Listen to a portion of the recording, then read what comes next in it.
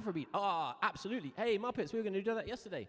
So I will give you a quick breakdown of the core principles of Afrobeat. The core principles of Afrobeat is one, there is a hat pattern.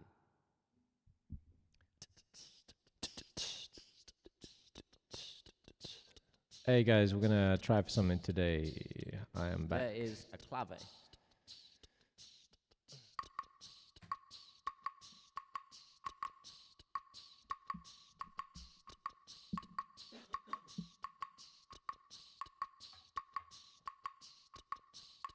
There is a tenor guitar.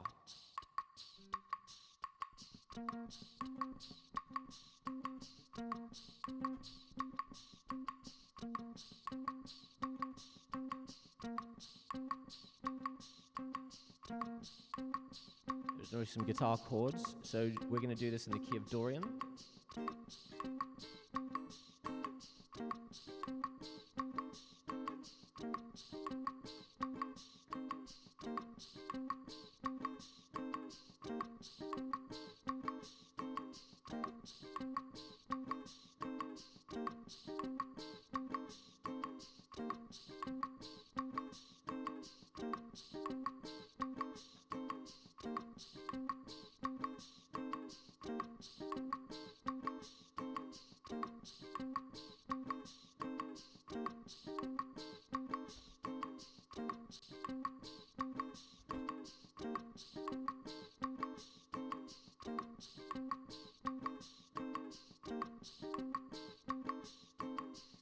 Hello. I'm gonna eat my food on stream, I thought.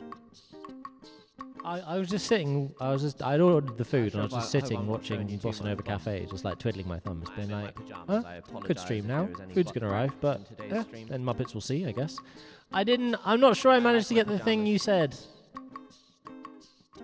Pajamas and pants. I have a black bean noodle thing coming from a Korean place, but I think it's the chicken that's black bean, and I'm not sure if the noodles are black bean, but yeah. Pajamas and pants are not friends.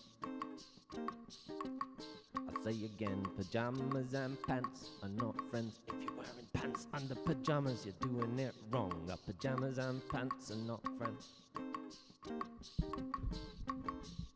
Pajamas and pants and you see, it's also Cheeky Tuesday, so I get 20% off on Just Eat. So I was thinking of trying to go maybe I was just going to go shops and get something super cheap. But I've got 20% off, so, find a decent deal, get 20% off a good deal. That's food for days, man. That's good food for days as well, not shitty food. Makes you feel ill. It might be £6 a day instead of £3 a day, but I could easily spend £6 a day on really shitty food and feel like shit. Or I could spend £6, £7 a day on nice delivery food and feel good. Because I can't cook, man. I wish I could cook. I'm getting itchy about cooking. I miss cooking so much. But I just can't do it here. It's just a miserable experience. And realistically, if I boil a pot of water, then moisture goes into all my equipment. And I have no way of separating nor properly ventilating. So any cooking deteriorates the equipment, unfortunately. Which is a shame, man. I love cooking. And someday, if we get into a real house, I will do cooking streams and I'll cook with y'all. I'll show you how I make my seitan. Hey. And then we'll start a food truck and I'll do food truck streams where I'll take you guys on a journey out into the world. And we'll have a stage built into our food truck and we'll go and give people food and music and I'll take you along with me and you can see what happens. That's several variable matrices down the line, though, so it's not going to happen anytime soon. Don't get your hopes up. That's after Napier. We already know what we're going to do in the 5-year period after acquiring the Lord Napier. Because we are not going to give up on this quest. Not on your life. Not now. Not tomorrow. Not the day after. Not never. Not never. A puppy maybe for Christmas, but the quest is forever. And today we're going to do it. Muppets, it's fiddle time. Should we take us in? 1. Oh no, I'll wait till something hits. I'll bring us in on a groove or something. That mic's so nice. I should be able to get the thing back for the mic soon. I went today, but he wasn't there. I can't put it on the violin, so we're still going through the Myers, which isn't the best noise, but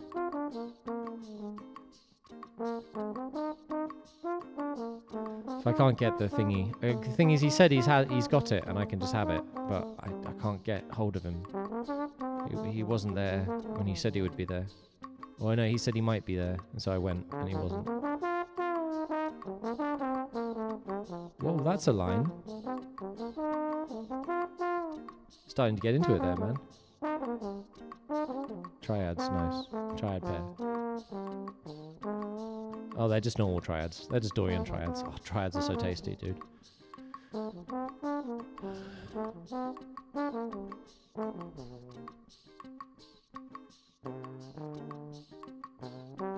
And their drums would already be in by now.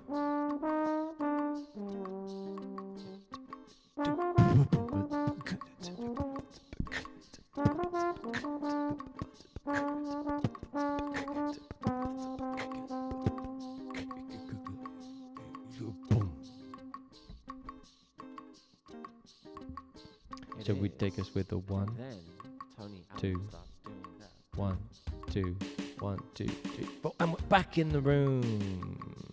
Hey, it's fiddle. I like repertoire sessions. It's fun. So today we're going to keep doing repertoire, but we are going to morph from guitar repertoire to fiddle repertoire at some point or another. So, how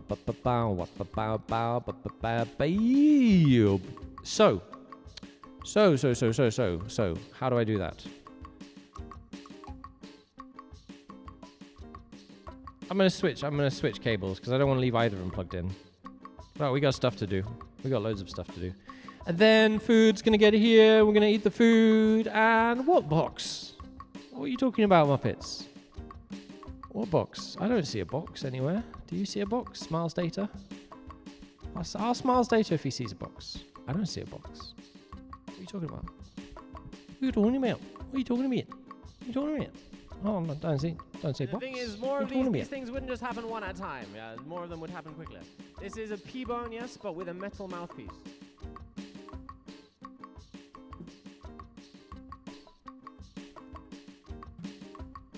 The staff is balancing on the bass. It's good. It's good. It will sit there.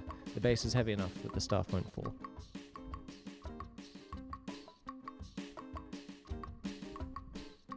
Let's keep the phone close because man, I am hungry. I am hungry for food. Surprise, surprise. There. Ed, well done. They know. I could be hungry for other things. Alright, that's easier. That's easier to access. Let's mute the... Let's do mute. I could be hungry for jazz, for example. I'm often hungry for jazz. So the key to Afrobeat is that there are lots of rhythms that support each other and work with and around each other. In the next half an hour to an I hour, gave you let's also check. another snippet, I but should didn't be able tell to you what I was track it. doing, so I'll come back to it in a second. Sometimes Gotta it doesn't get a work. baseline Let's see. though. Need a baseline. It says by 7:30. It's 10 to 7 now. So in the next 45 minutes, in theory, we'll see.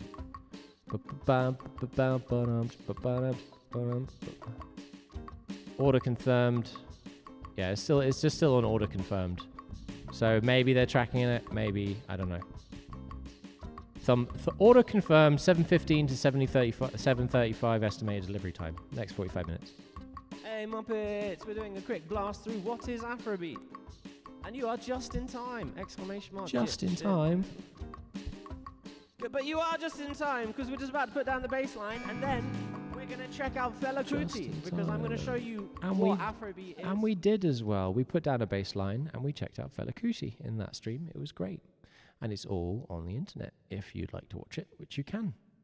But I thought that rather than sit around, because I'm ready to go, I only have to prepare for one. I thought we'd just go straight into another stream. Hey, food will arrive. We'll eat the food. No, absolutely. Yes. Oh, yes, please. Yes, please. Bluegrass and cowboy tunes, Muppets. I would love to be able to play that shit on fiddle. Yeah. Yeah, all the lovely stuff that Kevin does. I want to do that cool stuff. I want to do the cool, beautiful, wonderful God stuff. And when I say God, I don't mean specifically religious tunes. I mean the ones where you hear them and you immediately understand what the universe is for. It's for that. So yes, 100%. That's what I mean. Yes. Jigs, reels, jigs and reels, and fiddle stuff, like dueling banjos. I don't know, but on fiddle, maybe that's a thing. Is that a thing? I don't know. So what we've been doing a lot. This has been really fun, eh, Muppets? I've been really enjoying learning tunes with you guys. We'll try and sing them without lyrics now, hey? So let's start trying to get the need for lyrics out of the equation.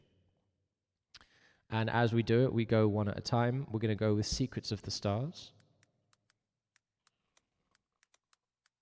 And we're going to try and force our brain to remember. In honor of Muppet Stooges fan who requested this, I'm going to get the lyrics for Secrets of the Stars lyrics. And we're going to try and play this for you. We're going to try and talk through it and remember. The only time I've ever heard the voice of God was in the silence of the night, in the arms of the one I love, staring at the ceiling, wondering. Is it? Ceiling, staring at the ceiling up above. Staring at the ceiling. Staring at the ceiling up above. Like we could see, like it contained the secrets of the stars. Let's do that again. The only time I've ever heard the voice of God was in the silence of the night, in the arms of the one I love, staring at the ceiling up above, like it contained the secrets of the stars. Every night is something. I wake up in a dream. Any time I ever woke up in a dream, I saw my shadow there, staring back at me. Something glistening, creeping through the windows. What? Moving through the walls and wandering. No. Moving through the walls and wandering, as all the world rose up in, I got it, as all the world rose up inside of me. There we go. Yeah, they'll call me. They should call me. If they might not, though. They're sometimes silly and just like go hello at the gate. So at a certain point, I have to do this off. I should be able to track it, though. What's happening?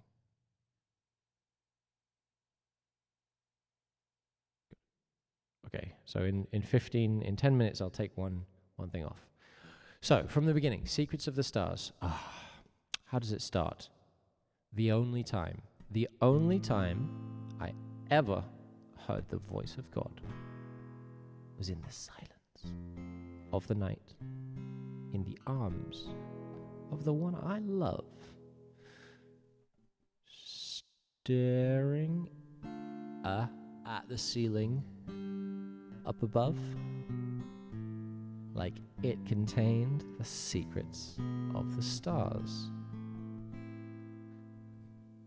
So it was a dream waking. Anytime I ever woke up in a dream, I saw my shadow there, staring back at me, right? Yeah. Moving through the walls, and wondering, what? Who was moving through the walls? Moving through the walls,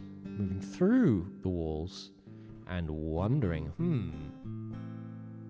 as all the world rose up inside of me. Nice. And the reason we don't really need to do the questions game for learning lyrics to songs is because I'm already having to play the chords accurately. So this is already like a pretty deep level thing by itself. It gets pretty crazy otherwise. Okay, let's try the other one. So I've got a screen full of chat. I'm gonna do one line of the song and one line of chat. Let's see what happens.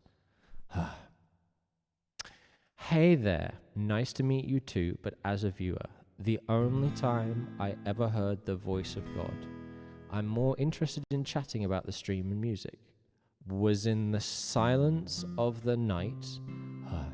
Let's enjoy the music together in the arms of the one I love. Santa Claus, food yum yum, staring at the ceiling.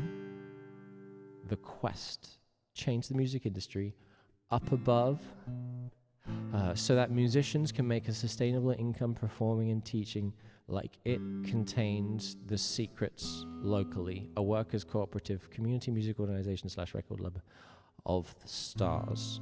We were going to buy the Lord Napier pub in Thornton Heath, save it from property developers anytime I ever woke up, and give it back to the community as a music hub in a dream.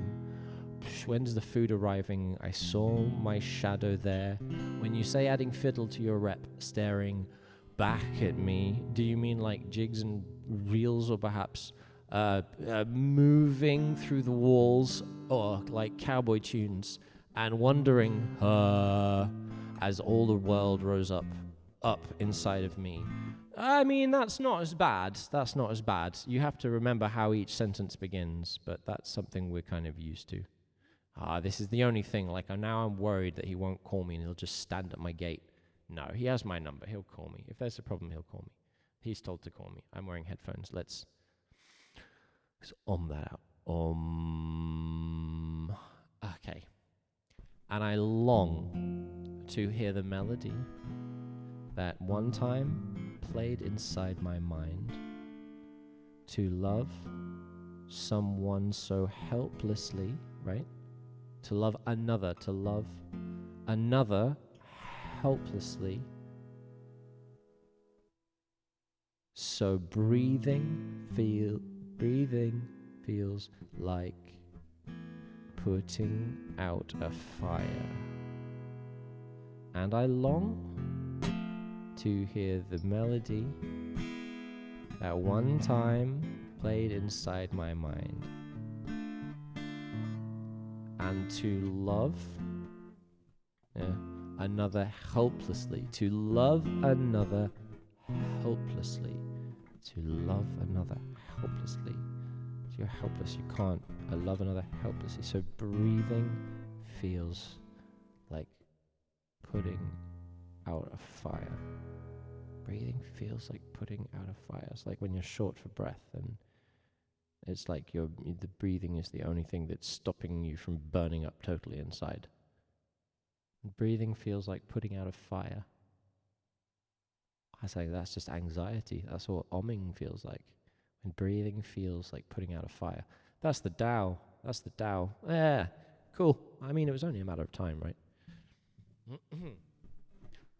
The only time I ever heard the voice of God was in the silence of the night, in the arms of the one I love, staring at the ceiling up above, like it contained the secrets of the stars. Anytime I ever woke up in a dream, I saw my shadow there staring back at me, moving through the walls and wondering as all the world rose up inside of me. And I long to hear the melody that one time played inside my mind, to love another helplessly, so breathing feels like putting out a fire.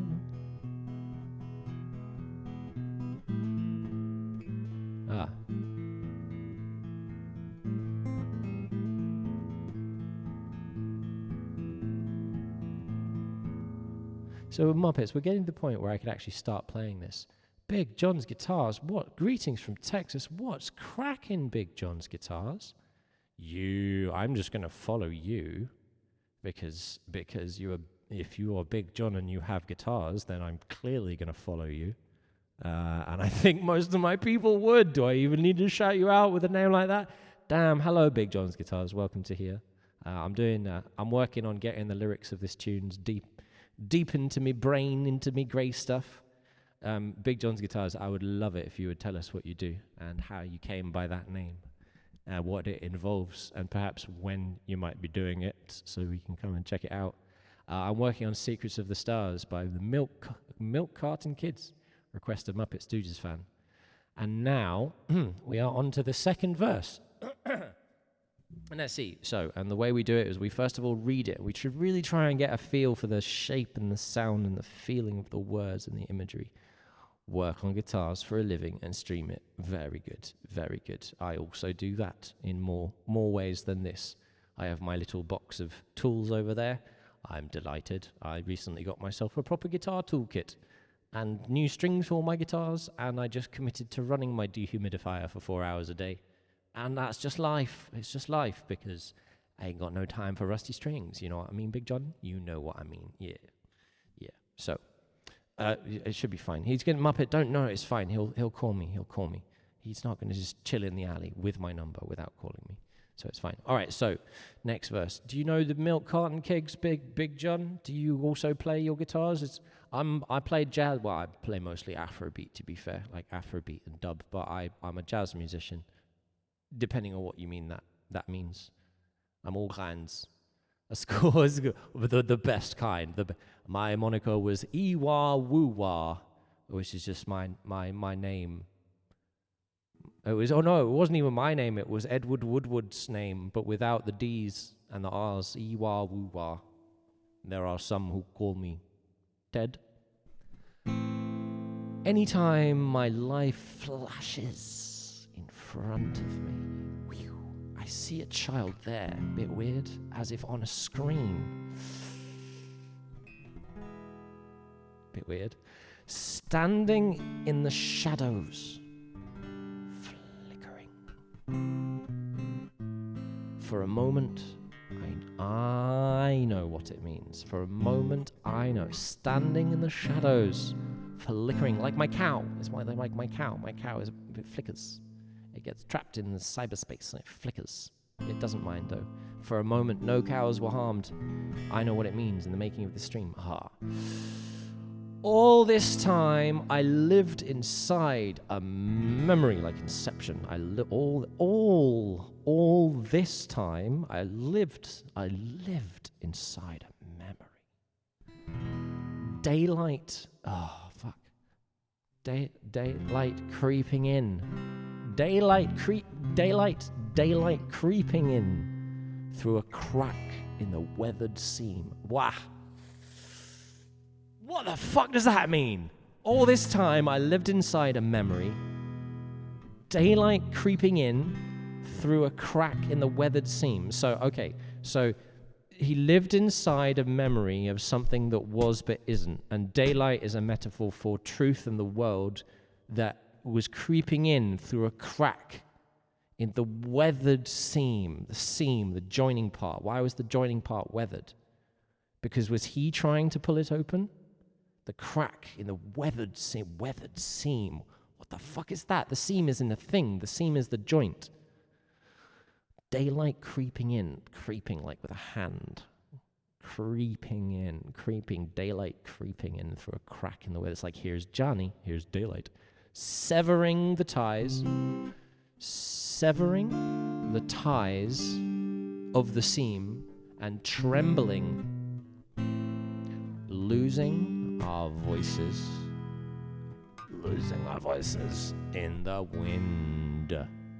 And I long to hear the melody that one time played inside my mind, and to love another helplessly, so breathing feels like putting out a fire. In honor of Big John, I will do a full run. The only time I ever heard the voice of God was in the silence of the night, in the arms of the one I love. staring at the ceiling up above, like it contained the secrets of the stars.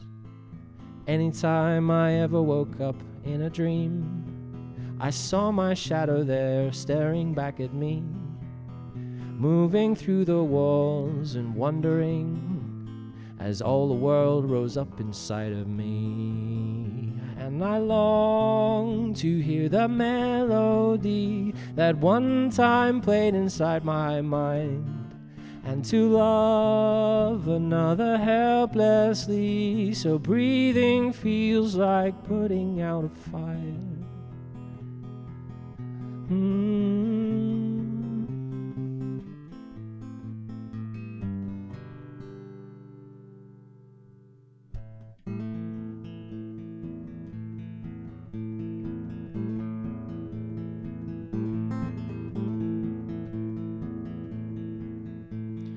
Anytime my life flashes in front of me, I see a child there as if on a screen, standing in the shadows, flickering.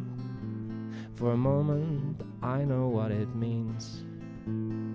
All this time I lived inside a memory, daylight creeping in through a crack in the weathered seam, severing the ties and trembling, losing our voices in the wind. And I long to hear the melody that one time played inside my mind, to love another helplessly, so breathing feels like putting out a fire.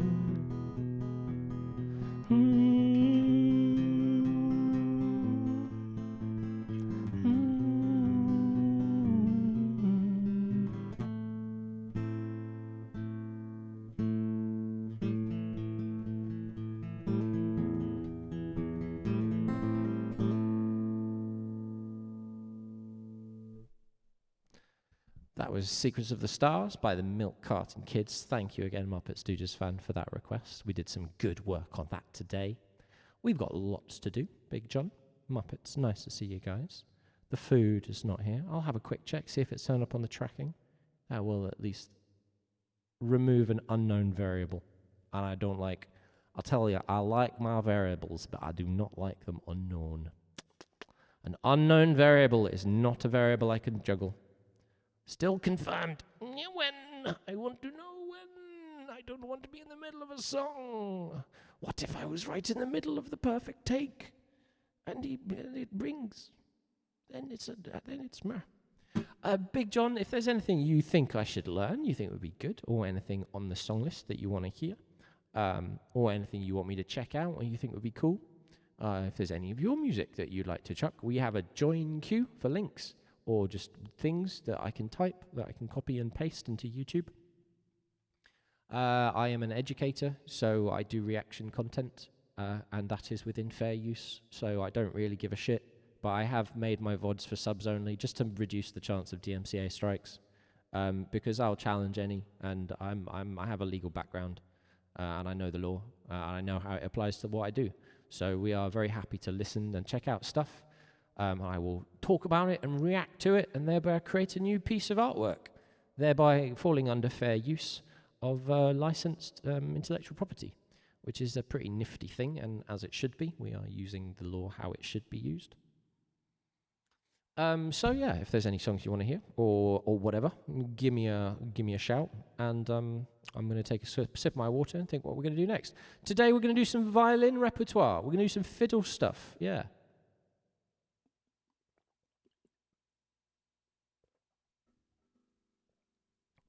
But there is another song that I'd love to play for you guys. This is a song called. It's a bit of another yearning song. Maybe we won't do another yearning song straight away. Maybe we'll do a silly little song. Like Robin Hood and Little John running through the forest, dodging fences, robbing trees, and trying to get away.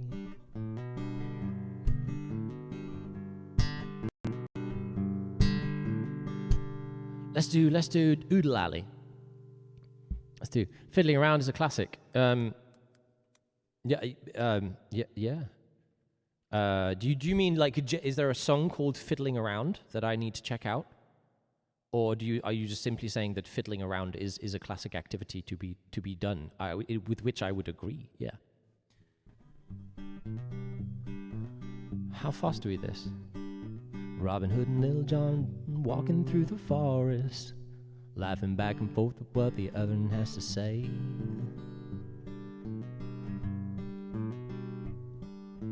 Reminiscing this and that and having such a good time. Oodle-lally, golly, what a day.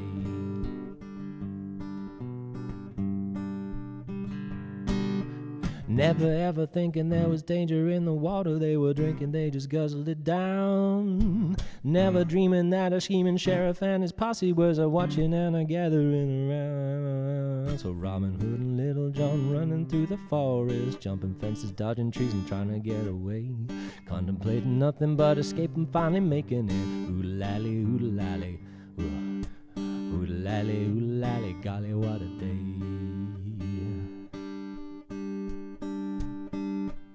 This is such a tune, man. I love this one. Okay, so we'll try and do this. Robin Hood and Little John walking through the forest, laughing back and forth what the other had to say. Robin Hood and Little John walking, mind you, walking, not running, walk. Robin Hood and Little John walking through the forest, laughing back and forth at what the other one had to say. Such a line. Otherin.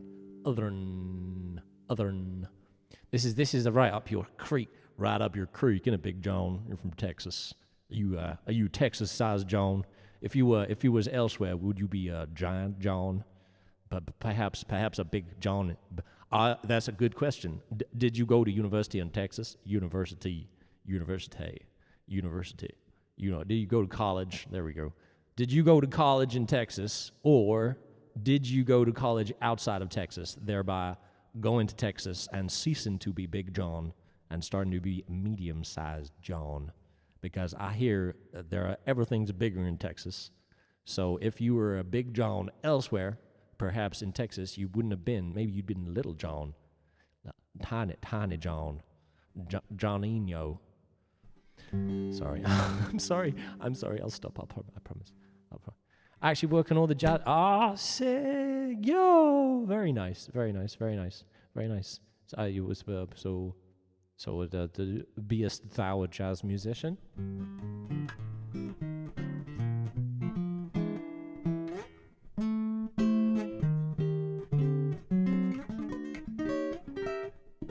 I'm not really a guitarist. I know I have to stop saying that. I am a guitarist, but my main instrument is the saxophone.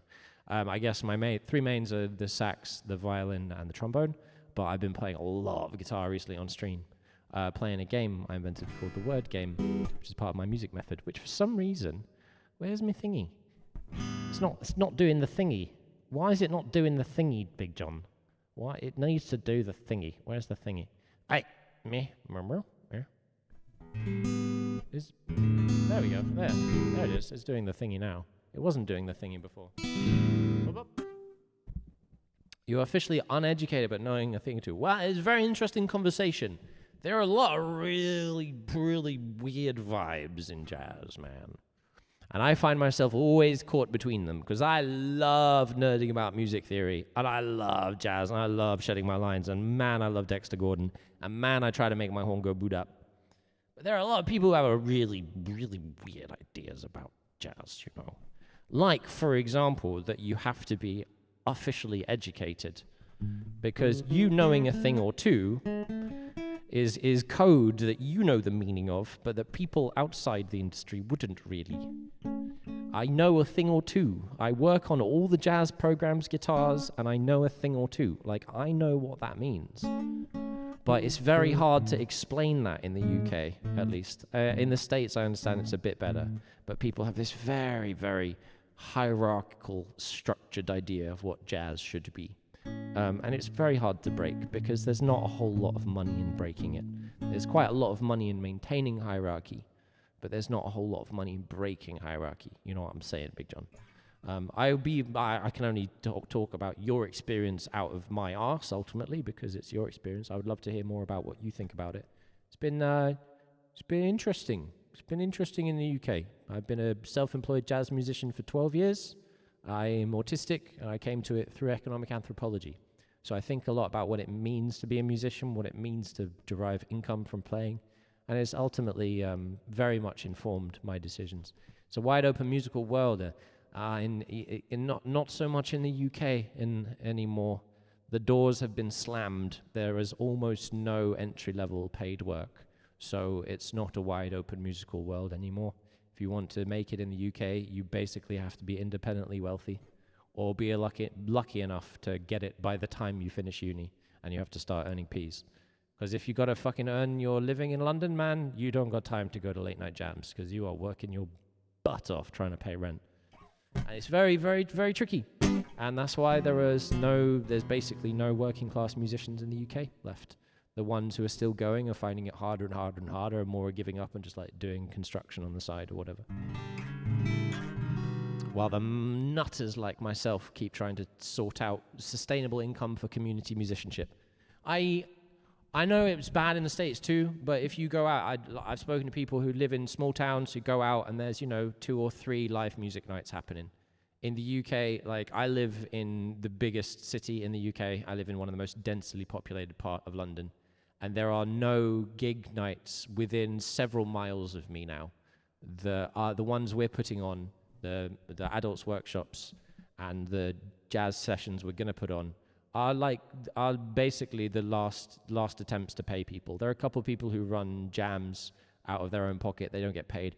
Basically, people don't get paid for playing music in South London, except for playing covers for wealthy folks, until you get to the top of the industry, and there's nothing in between. So you have to work for free for 10, 15 years in the hope of being selected and making it.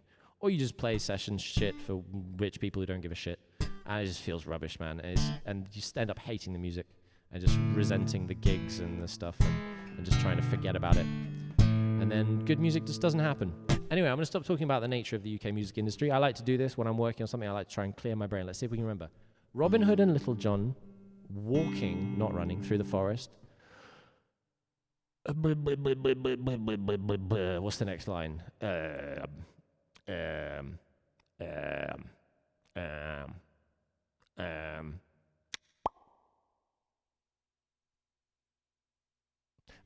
Key difference. Robin Hood and Little John are walking through the forest, laughing back and forth at what the other one had to say. There we go. Laughing back and forth at what the other one had to say. It was there. We just had to wait for a bit. Robin Hood and Little John walking through the forest, laughing back and forth at what the other one had to say. Bang. Playing out what it used to be. So there's a violinist who basically guided my thing called Christian House, and there's an interview with him. He has a crazy story, man. He got like crazy scholarships for college, and then got busted in a drug sting, and then went to prison and played in a prison orchestra for 3 years. And he said, when I went out, I went to every restaurant on the high street of my town. I was with my parents. Like, my parents were self-employed. My dad was an insurance salesman. And he was like an insurance salesman who goes to sell people insurance because he thinks it will help them. And it's like, he taught me the value of service. Like, what I provide, I am here to serve people. I can create value. My music will make people happy. I can do that. I can serve them like that. And he's like, and I went to every restaurant in my town. And I said, hey, I'll do you a free gig. And if you like it, you can pay me to come back. And he went out and he did 15, 20 of those, and he got 5 nights, 6 nights a week playing music, like, $200 a gig, something like $250. That's possible in the States. That's not possible in London. I know, because I tried for years and years and years and years. So the way it is here, Big John, for 10 years, I've been trying to put on jazz gigs in South London. The most I was able to get ever was £50 per head for a full night of live music. I would always try and organize the gigs at that rate. I would say, I'll bring you professional musicians. I know you can't afford to pay us what we need. We need £100 a head minimum. 3 hours on a Friday, right? Hour and a half either side. And but we'll do it for £50 a head until you can afford to pay us. And 20, 30 different venues, 20 or 30 different residencies would never get above that. And the problem was they would then, not only that, they would then cut that without consent. So we'd turn up and they'd be like, oh, we've decided 250 is too much. We're going to pay you 200 and we're not giving you free drinks. It's like, excuse me. Because they thought they were doing us a favor by paying us anything, but all the musicians were doing me a favor. They were all like current undergraduates, postgraduates, recent graduates, that kind of shit. Were all like professional or aspiring professional jazz musicians I was studying at the time. And they were all doing me a favor, but the venues were all thinking that they were doing us a favor by paying us anything. So I know it's pretty bad in the States, but it is fucking dead here, dude. Neoliberalism and capitalism has killed anything but the tip of the iceberg that is the commercial music industry. And it sucks all of the value out from under it. It's like a parasite. It tries to take all of the value from music consumers and all of the value from musicians, because it sees musicians as consumers, because musicians, to try and make it, spend thousands and thousands and thousands on Facebook ads, on headshots, on video, on a website, on a distribution shit, on all of this. So the real industry for music is not people paying money for music. That gets siphoned off into pockets of shareholders. The real industry for music is musicians paying to try and make it. And when I realized that, so much clicked into place. They want it to seem like you can make it just by trying hard and being good. They want you to do that, so you'll spend 10 grand on promo and gear and video and audio and headshots and keep the fundamental infrastructure of the industry running so that they don't have to give any of the money from the profits of actual music consumers. It's not to say that all labels are like this, but that is how neoliberal capitalism works. Economic anthropologist, autistic economic anthropologist. So I think about these things a lot.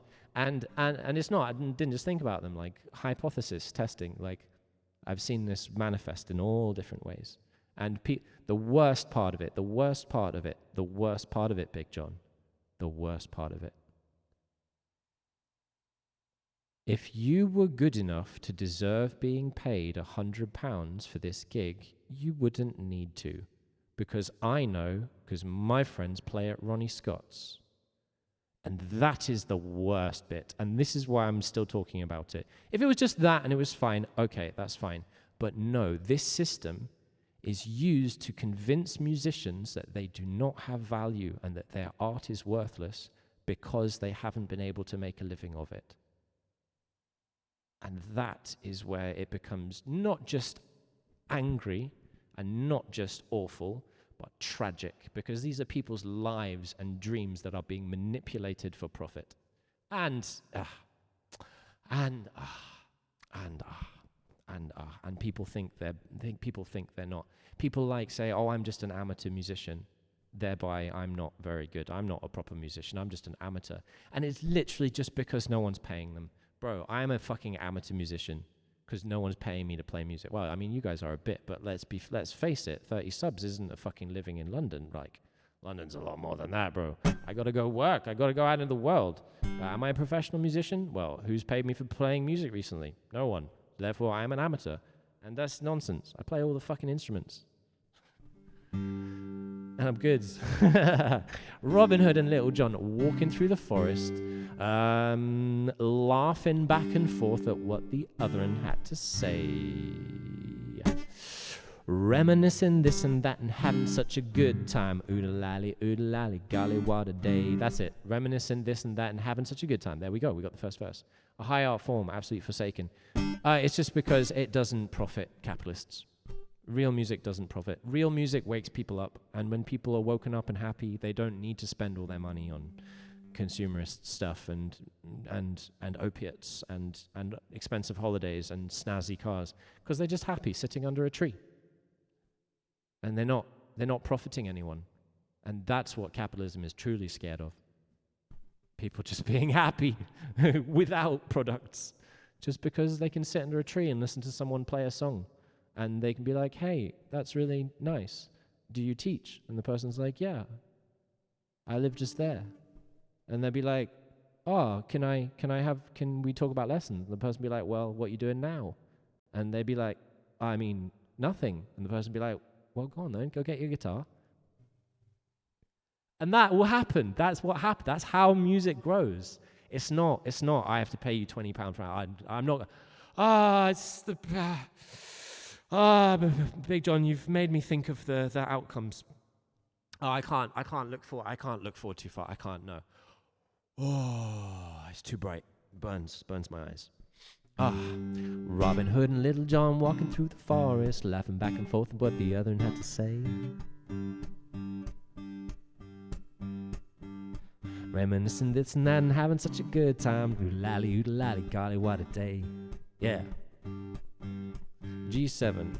It goes, never ever thinking there was danger in the water they were drinking, they just guzzled it down. Never dreaming that a scheming sheriff and his posse was a watching and gathering around. Robin Hood and Little John hunting through the forest, jumping fences, dodging trees and trying to get away.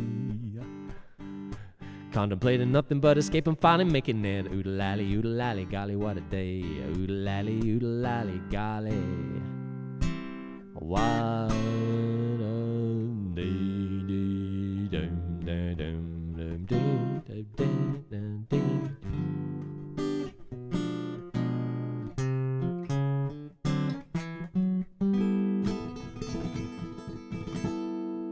Thank you, Nightbot. I think my push is cool. Oh, that's a cool emote. Is that one of yours? The last 127. That reminds me of Brendan. I'll see if I can do in honor of Brendan. That's such a tune, man. I love it. Thinking about the person in the park who's just there for lessons just made me cry just a little bit. That's happened. I've had that happen. It was wonderful. Well, unfortunately, it wasn't anywhere park near where I lived, so it just didn't work too well. That is how what's his face, who you're gonna meet at some point, Robert, joined the jazz band, joined the big band that was at the Lord Napier. They saw him standing at the bar. He was just walking home one day. The Lord Napier is a pub it's on the road next to me. There was a jazz pub for like 60 years and had a big band every Sunday. And I was speaking to a guy here who was a trombone player, and he said, he told me about the Napier, and he said he was just walking home one day and he heard a big band coming from the pub next, like 2 roads down from his house. He's like, what, big band? He walks in and just stands by the bar, and there's a big band rehearsing. It's like a Monday night or something. And he's just standing by the bar, and the band kind of clock him, the band leader. And the band leader comes up to him after and be like, yeah, you're right, mate. Yeah. He's like, yeah, you a musician? He's like, yeah. He's like, what do you play? Like, well, the trombone. He's like, well, can't get it then. He's like, okay. So he walked home, was back 5 minutes later with his bone, and then was just, second trombone in the Lord Napier big band. And that's the thing that used to happen in this part of my fucking street, dude. And you wouldn't. And now what do we have? We have motorcycles set on fire in the middle of the night. We have rubbish piling around because they literally don't have enough rubbish collections to keep up with the rubbish. And they don't even have enough rubbish collections to keep up with the rubbish collections because they'll be late, they'll not do it, they'll say you can't report it because they're delayed. And then by the time they miss it, it says, oh no, it was done on time. It's like, but it wasn't. Your website told me it wasn't. So that's why there's just piles of rubbish everywhere. And people try to get on with it, but there's nowhere to go. None of the pubs are open. Neoliberalism, man. Oh, I mean, it's like it's not like this in other parts of London where there are conservatives. Where there's a conservative MP and conservative voters, they don't have rubbish piling up in the streets, dude. It's very simple. You vote conservative and you get the money. You don't, you get punished. You're black and brown, you get punished, man.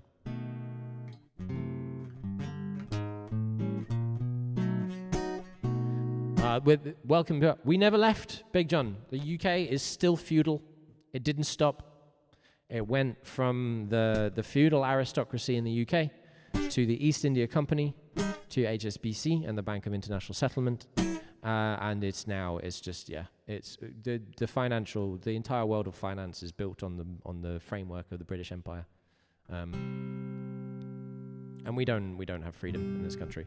I'm not a conspiracy theorist. I'm I'm an economic anthropologist and legal anthropologist. It's just there's no access to justice. There's a 70-week wait for the small claims court. If, for example, you were to be explicitly fired for being autistic and slandered, you have a 70-week wait before you can see any legal remedy, even if it's cut and dry and you have all the evidence. Doesn't matter. Do you have £15,000 and 70 weeks to spend on your legal case? No. Sorry then, buddy. It suits me fine. I can't be bothered anyway. We never left. It's still the United Kingdom. We have a king. We actually have a king. We have a king and lords and dukes and stuff and knights and peers, and they're all raking it in, dude. They're raking it in. The United Kingdom is the largest exporter of medicinal cannabis, despite it being illegal to grow, buy, or be prescribed unless you go to a doctor on the private medical register. And there's more, because you see, in Norfolk, there's a 29-acre cannabis farm run by British Sugar, one of the directors of which is Philip May. Yes, the ex-Prime Minister's husband. So a question for you, Mrs. May, is why are you profiting from cannabis sales while putting the plebs in jail for it? And that is a question I would ask if I was in the House of Parliament. But it doesn't get asked much. You can understand why. Robin Hood and Little John walking through the forest, laughing back and forth at what the otherin had to say. Reminiscing this and that and having such a good time. Oodle-lally, oodle-lally, golly, what a day. Never ever thinking there was danger in the water they were drinking, they just guzzled it down, yeah. Never dreaming that a scheming sheriff and his posse was watching them and gathering around. Now Robin Hood and Little John running through the forest, jumping trees, jumping fences, dodging trees and trying to get away. Contemplating nothing but escaping, finally making it. Oodle-lally, oodle-lally, oodle-lally, golly, what a day. No, that's right.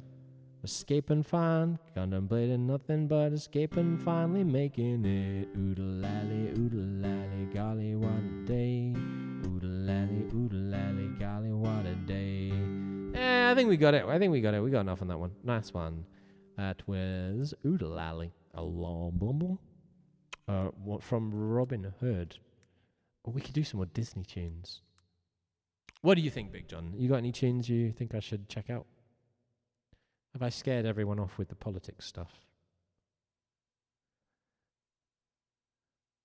Oh, that's okay. Easy on Me, we did. Take 5, Bare Necessities. I want to be out. Oh, La Vie en Rose. We could do La Vie en Rose. La Vie en Rose. You're still here and all for more Disney. Very good. Oh, we do Color. We haven't done Colors of the Wind, eh? All the Things You Are is kind of Disney. And no, those are all my jazz standards. oh yeah, we'll do Never Meant to Know. Or we'll do Tally Hall and some Disney. What do you think we should do next, Muppets? Should we do what other Disney tune should we do? Should we do Colors? Let's do the Colors of the Wind. Colors of the Wind. Colors of the Wind lyrics. Bum. Oh, there's an intro as well. Oh shit. Okay, we got to learn. Let's do Colors of the Wind then, Muppets. This would be a great one, and there's lots of details to it. Hi, Mike. Colors of the Wind. Do the dramatic voice. Here we go. So, you think I'm an ignorant savage? Huh? Sometimes in the US, if you pay beforehand, they'll just drop the food off on the porch and not call you at all. Nah. Let's see what happened, because I haven't had a phone call yet, right? It might just be late. They better not have.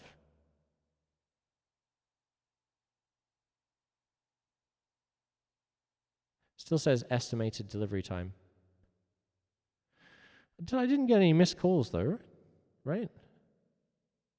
I mean, it's just prime time, hey. No, they're just being slow. I'm used to ordering food late at night, so it's just they're just prime time.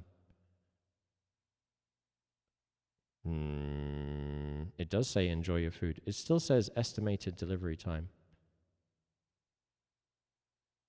Let's go see if they've done that. That's not good. The note says call when you arrive. I did say call. All right, let's go check. Let's go check they haven't dumped it outside. Hey, that would be very annoying.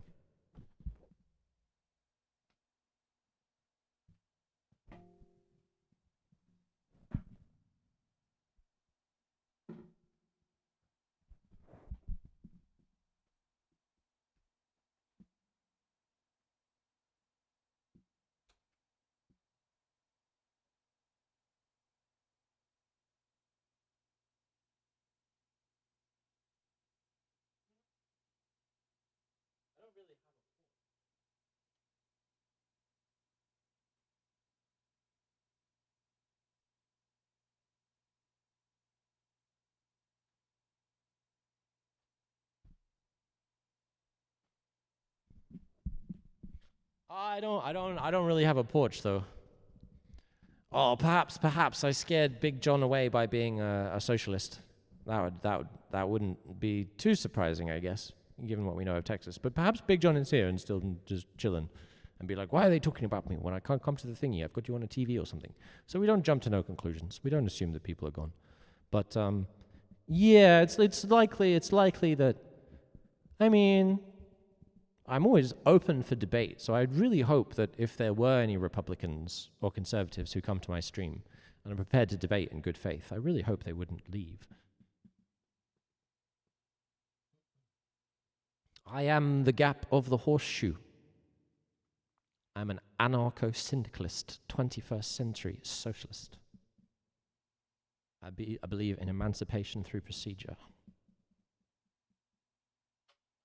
I.e., I believe that anyone who wants to start a business should be encouraged and facilitated and supported to do so, to develop the skills, to be given the premises, to be given the advice, to be given the bank account, to be given tax breaks.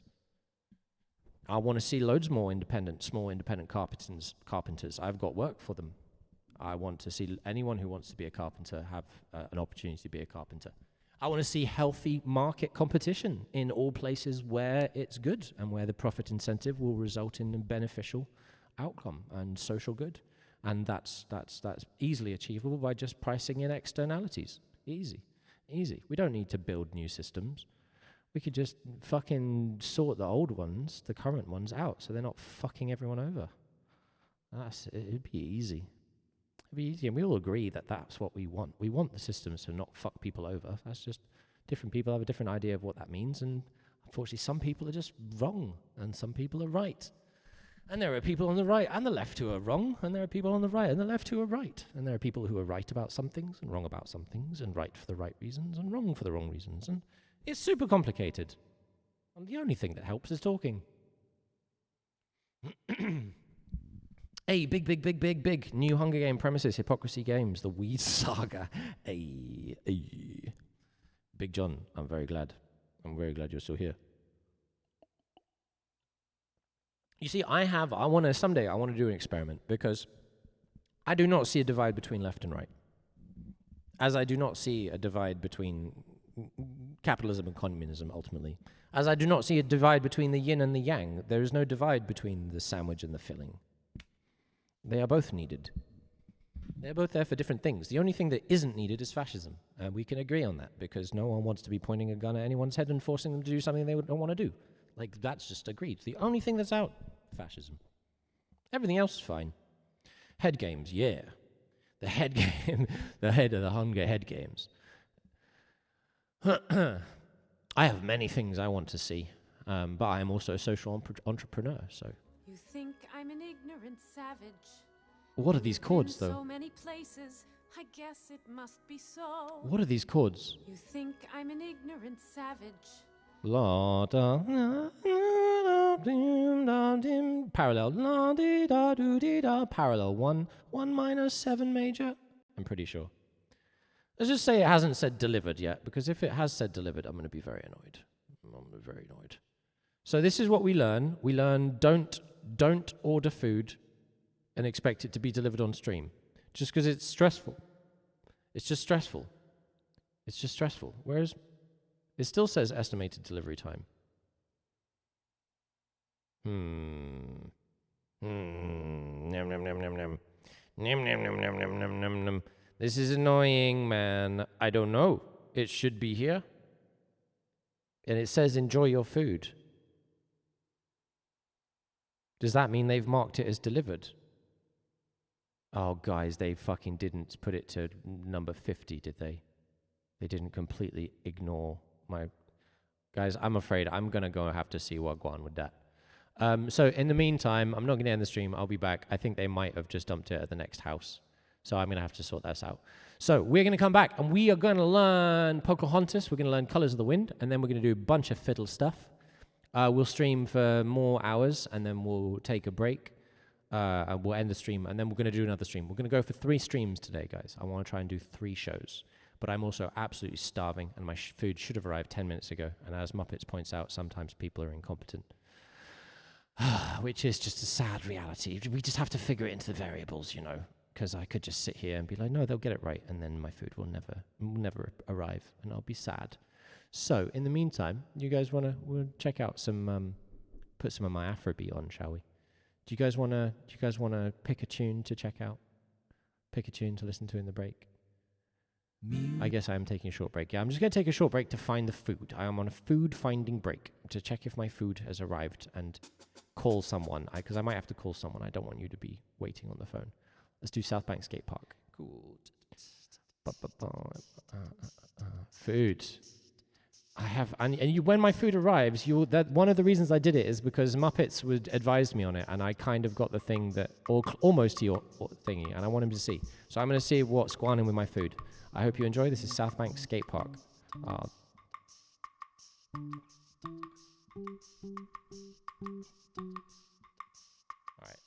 In a bit, guys. In a bit. I'll do.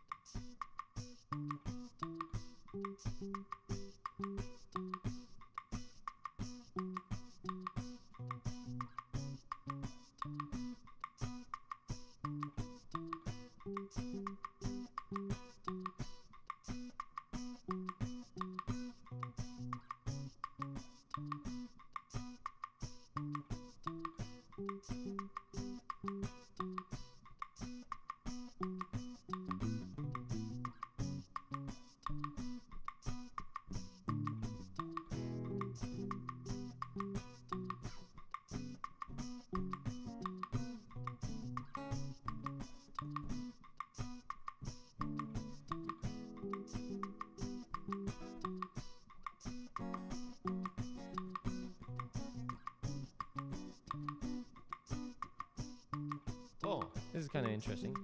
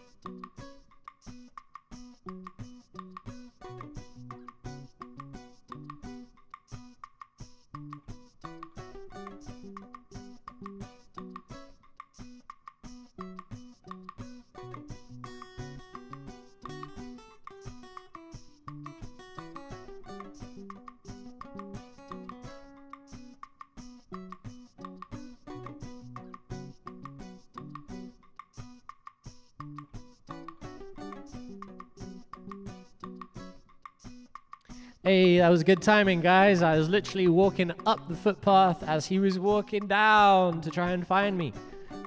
So it's arrived. It's over there. I'm going to take this opportunity to actually take a quick break, go to the loo, maybe smoke a little ciggy, and I will be back to eat my food for you. Oh my God, what am I doing? I'm a fucking streamer. Here we go. Muppets, this is for you. Big John, you're going to get to watch me eat food, and I can do a reaction thingy of the food I ordered, I guess. I don't know, guys. This feels a bit weird. I've never done it before, but it seems fun. And Muppets, this is for you, because I know, having had all that build-up, Muppets, this is for you. Having had all that build-up, it would be so cruel for me to eat the food off-stream.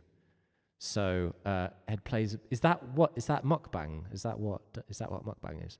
So, don't go nowhere, because for the first time, Ed is going to eat food live on stream. Normally, when I eat, I'm a pretty private kind of individual, so I don't know how I feel about this. So it's going to be probably quite amusing. And then we're doing fiddle stuff, and then at some point we're going to address the giant box that's behind me. What box? I don't see a box. Do you see a box? I don't see a box. Miles Data doesn't see a box either. It's a giant box. It's right there. It's above my hand. But it's also not there. It is, in fact, a quantum box. It both contains and doesn't contain something big and shiny that I'm very delighted to have. That's honestly, I'm telling you now, it's going to be disappointing. It is not worth the build-up I am giving it. But I am telling you now, it is big and shiny and red. And it is roughly the size of a person. So do you guys want to try and, maybe you want to try and guess what it is? I don't know. Maybe we'll have a poll. What box? I don't know anything about a box. All right, guys, I'm going to take a break, and I will be back with my food in a second. Bye. See you soon. One,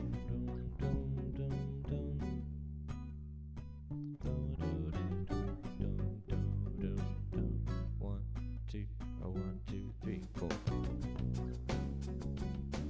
Is it too similar to the last one? I don't think so.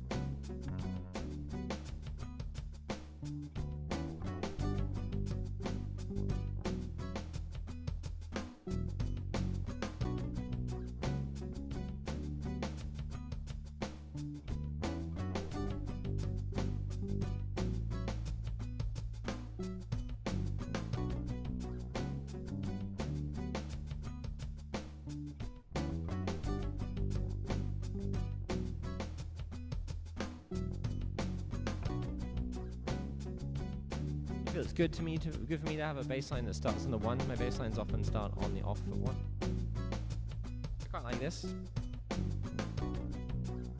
Some slightly different harmonic choices the second time round. But it's just the way the root note is. Doesn't really matter.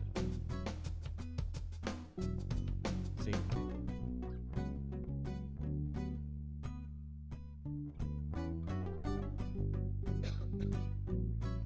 See if there's stuff we like about it or we don't like about it. We'll see what jumps out.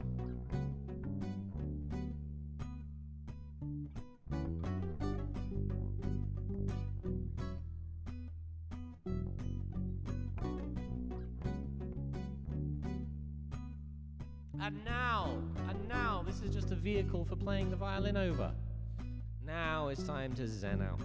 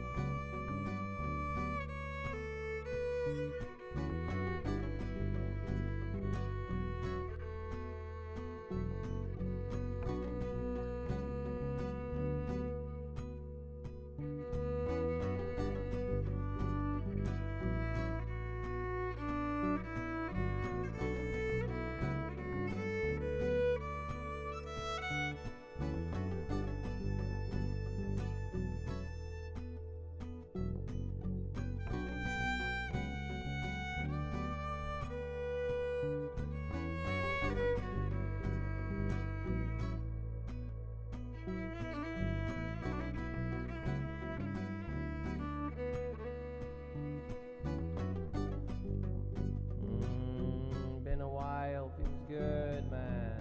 Feels good.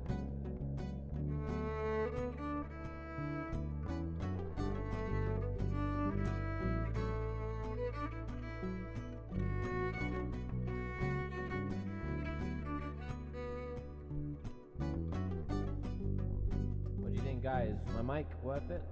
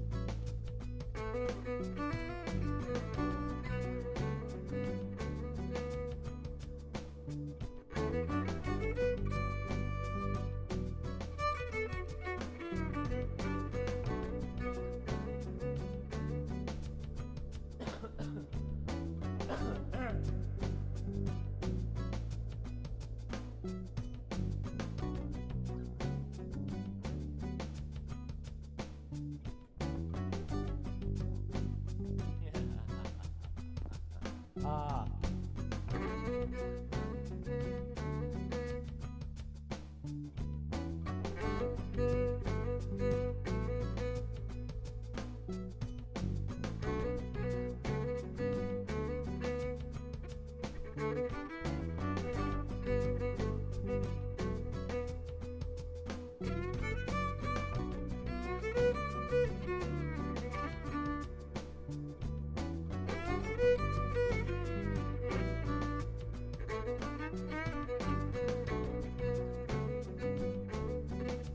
Yeah!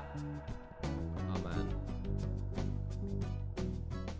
Honestly, if there's anyone who's ever thought, man, any time in your life, if you've ever thought, I would like to play the violin, do it. Just do it. Just do it. Just get a violin and start playing it.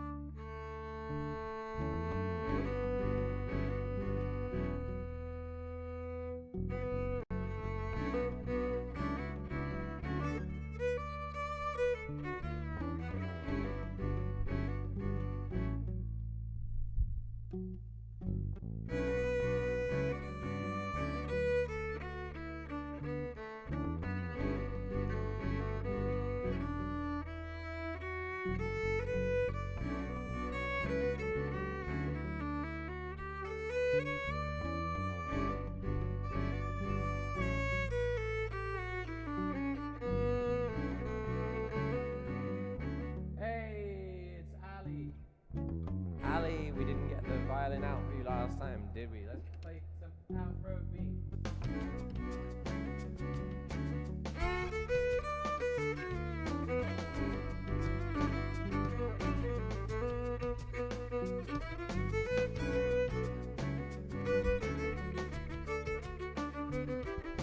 And this is what confused me so much when Arkanel came along and said, no, Ed, that's no intonation at all. Because I've checked out this video a number of times. I edited it, and I published it. And I've watched it many times on stream. And I know that, for the most part, my intonation's on, man. It's working.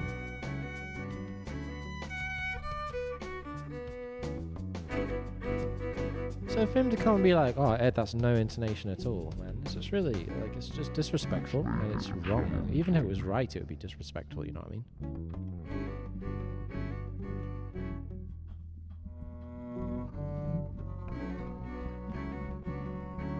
Do a bit of jiggling with the mic stand because my friends with a 1 and a 2 and a 3 and a 4 and scoosh. Back in the room with the food, it's a food time, and not a moment too soon, because I am on hungry Ed. I also, in honor of the occasion, and notwithstanding the fact that we're planning to do another stream later tonight, I cracked a beer. So that might make this stream merge with the next stream, which means we probably won't do another stream, because this stream will just not stop. So guys, fiddle repertoire, that's the plan. I want all the fiddle. I want all the fiddle tunes. Shall we let the tune finish? It's been building for a long time and it hasn't quite got to the punchline yet. So I'll wash my hands. We'll let the tune finish. And we have to see. We have to decide what we're gonna have first. I'm gonna wash my hands though. I'll wash hands and wash up a fork just in case. It's basically all noodles, so a fork will be fine.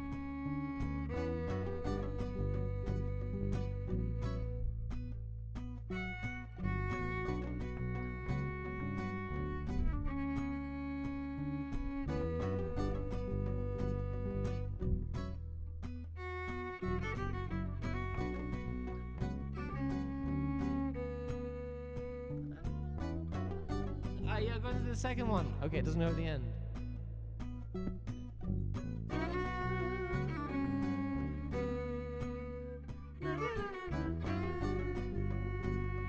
Okay, so what is this mukbang thing then? What's mukbang? Is that just people eating food? Because I don't know what mukbang is. Should I know what mukbang is? Is it? What's it? What is mukbang? A large quantity of food. I'm not going to eat a large quantity of food. I'm going to eat some food. It's ASMR with food, but a large quantity. Large quantities.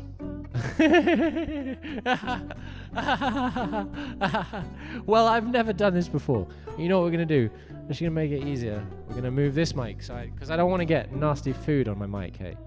So I'm going to move this mic out.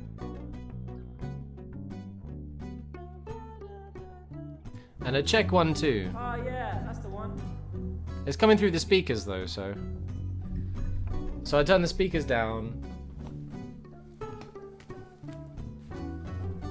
So there we go. I'll turn the speakers off and the mic up. So now we get the sounds and we get the USB mic. And let's have a bit of a munch, shall we? So let's prepare the eating stool. So you're welcome to my dinner room. This is my house. You can see my whole house now. So let's get rid of the YouTube. I also kind of, it's a bit weird not hearing my voice in the mix. So can I put a monitor on this guy? Advanced audio properties. I want to monitor my trust monitor and output. Ooh, that's quite loud, isn't it? Gosh. Yeah, that's cool. You guys can't hear me twice then. Ah, there's a bit of delay. Bit weird. All right, we'll take that off. That's very loud. Is that as loud for you as it was for me? I hope not. That was very loud indeed. Goodness. Hello. Turn it down a little bit. I think it was just the monitor. Okay. Should we put some mute? Should we put some? Let's put some lo-fi on. Yeah. You visited Korea with your mum when you were 11. We stayed in a flat. I had actually had in one day like five giant-sized bowls of jjajangmyeon noodles. It's literally your favorite food in the whole world. Well, Muppets, I hope that I managed to get that. Because what did I get? I got a black bean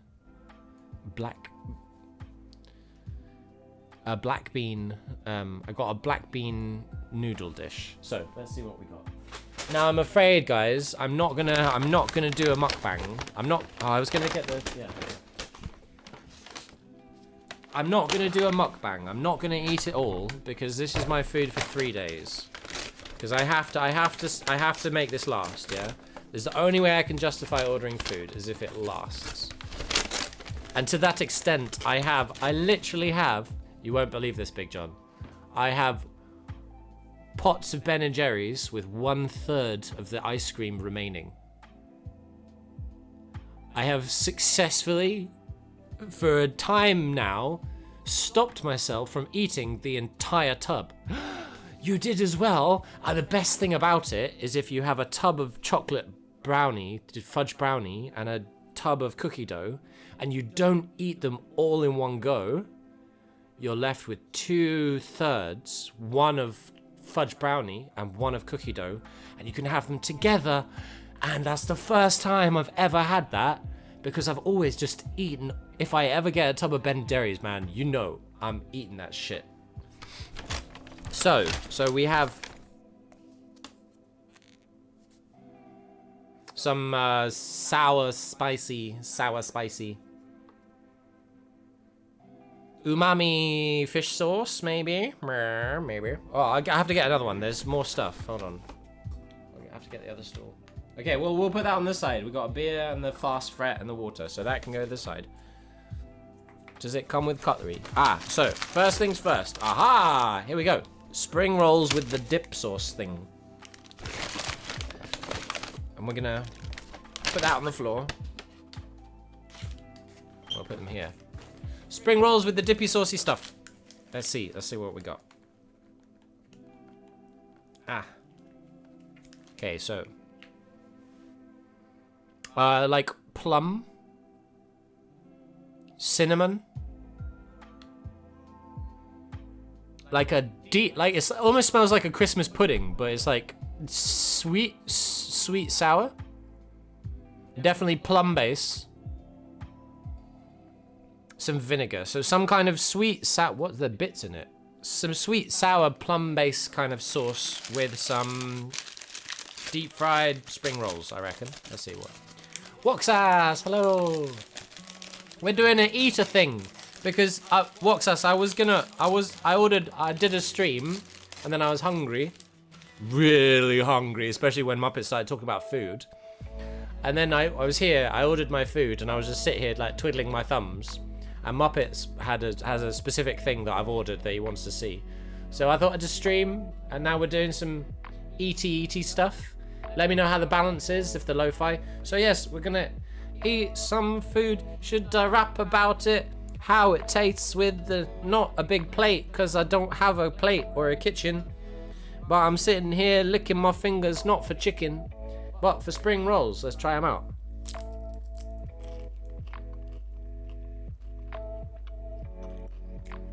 Dime a dozen, really.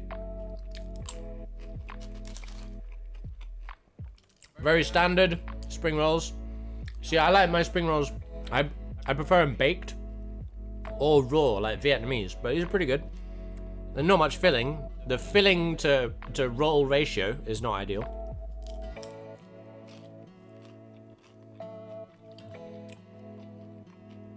Had them a million times. Nothing special. Not a great way to start.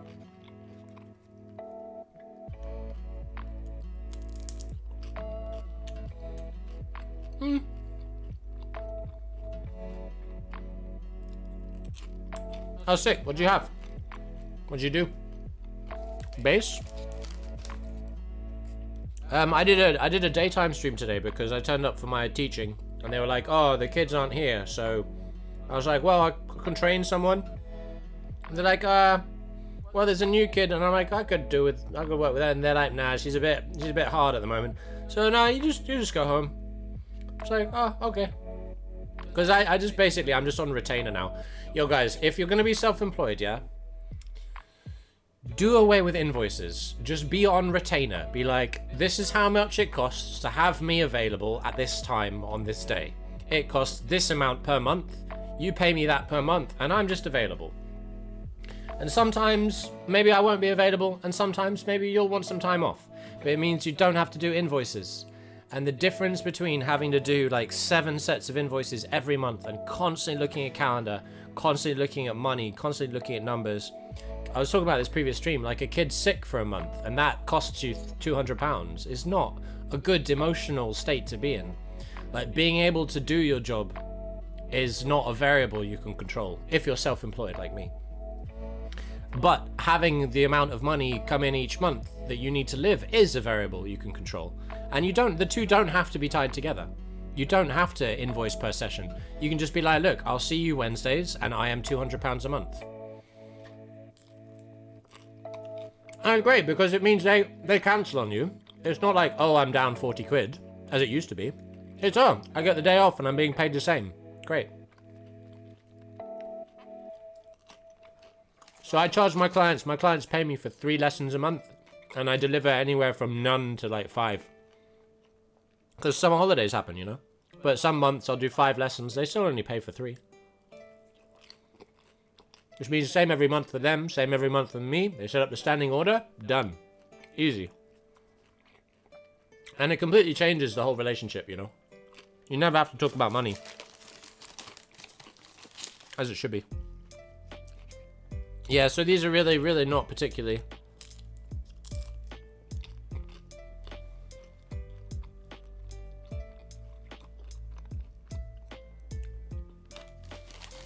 I'm good. I'm very good at what I do, Big John. I'm very good. But the thing is, I'm not like... The problem is, the reason it's been challenging in London is because most parents don't actually want very good music teachers.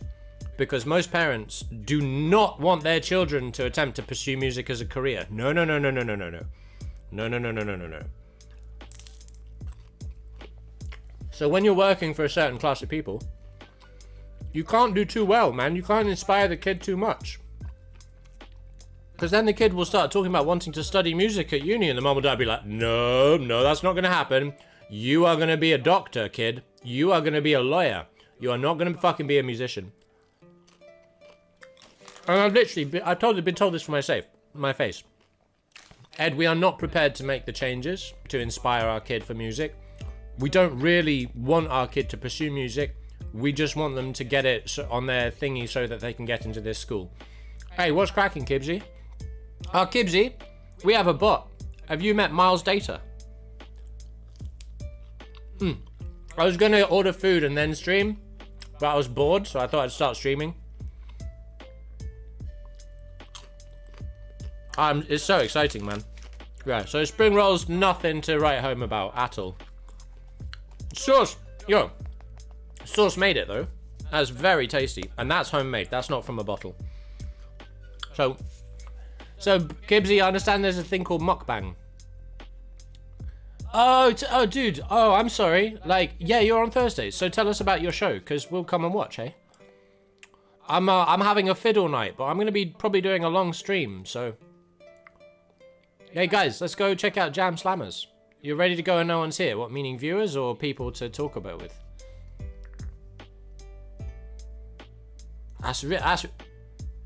Yeah, it almost tastes like, it almost smells like mulled wine. It was too saxy, so cancelled. Oh, Kibsy, I'm sorry, dude. I've been well in my thing. Let's talk about it. Let's plan for it then. So, guys, do you know Kibsy? It's you know.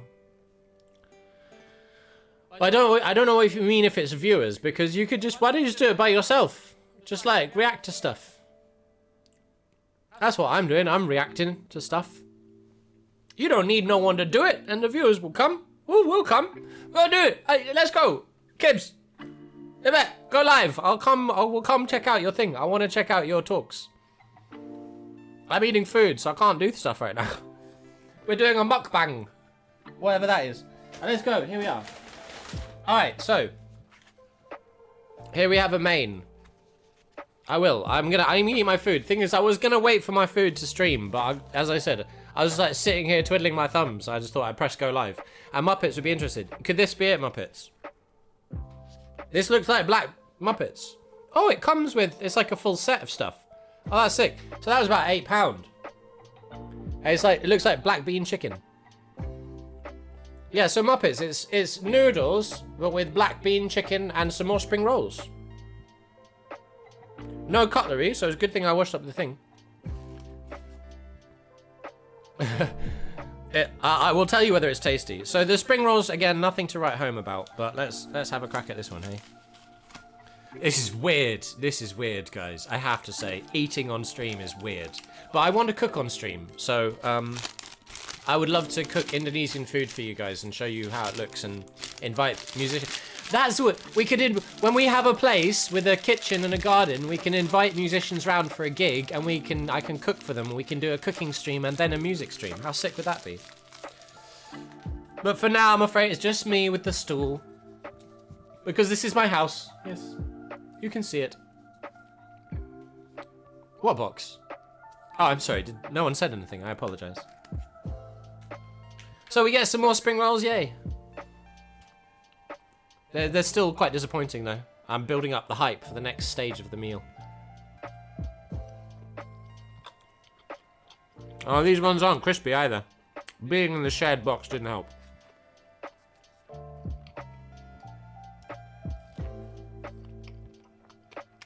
I mean, same. They were the same as the other ones, so. Alright. Moving on.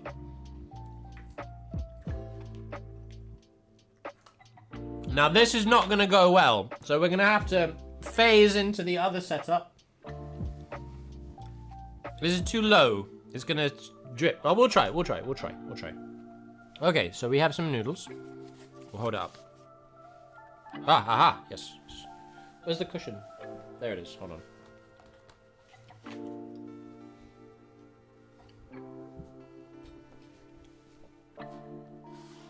And this is how I eat my dinner, by the way. Not entirely like this. Normally like that, yeah. It's higher up. Okay. I'm gonna eat all of this, so I'll use the lid. Alright. So. We have some noodles here, which look like, they look like those egg noodle packets, and they've got some onion, carrot. Let's try them by themselves.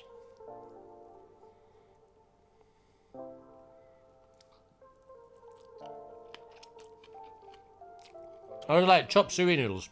Oh, yo! Hey, Muppets, will you shout out Kibsy, please? Haslan, you can click this link. Kibsy's one of our best friends. He's in Wales. He's a piano player and multi-instrumentalist. He does game covers. He does a checking out music show on Thursdays, which we sadly missed. He's one of my buddies. I've jammed with him in real life. He's wicked. He's tall. He's ginger. He's sarcastic. No, that's Kibsy's bots. Although Kibsy would be a wonderful... Kibsy, can you imagine a bot with your personality in a game? That'd be sick. So I'll tell you a little bit about Kibsy, shall I?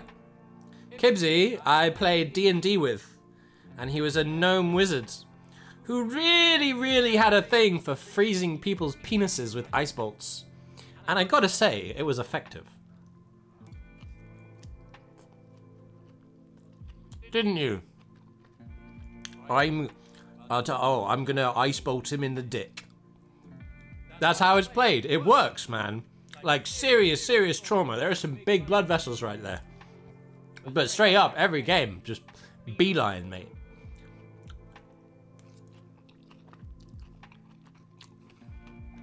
Oh, Muppets, that's really good. Oh, okay, hold on. Piece of chicken.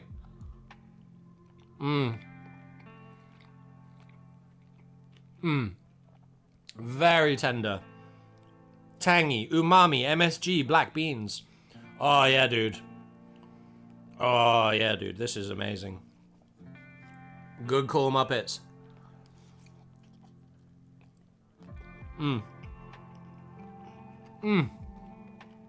Oh, hell yeah.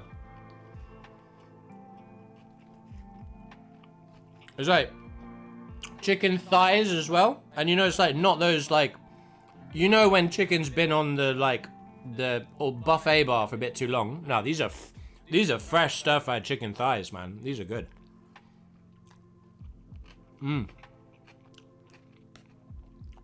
So this was what?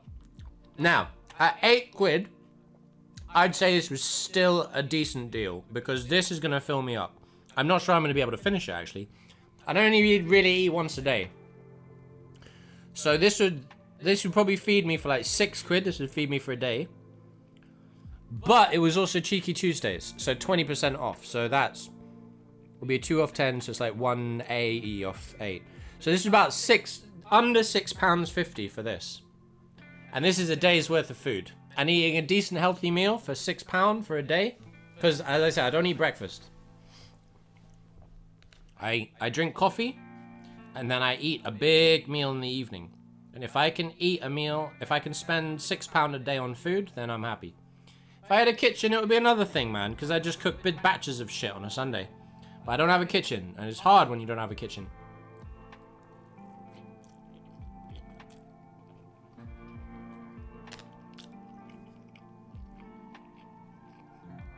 Especially if your kitchen is also your studio. Because then it becomes even harder. As I said, if I want to make pasta, my entire studio becomes misty. I have to wipe condensation off my instruments and my monitors and my desk and stuff. So that's fine. This is my music pod. Unfortunately, I found enough cheapish deliveries to keep me alive and happy. Because I also feel grateful every time I have one of these wonderful meals. I feel grateful. And that's important. That's powerful.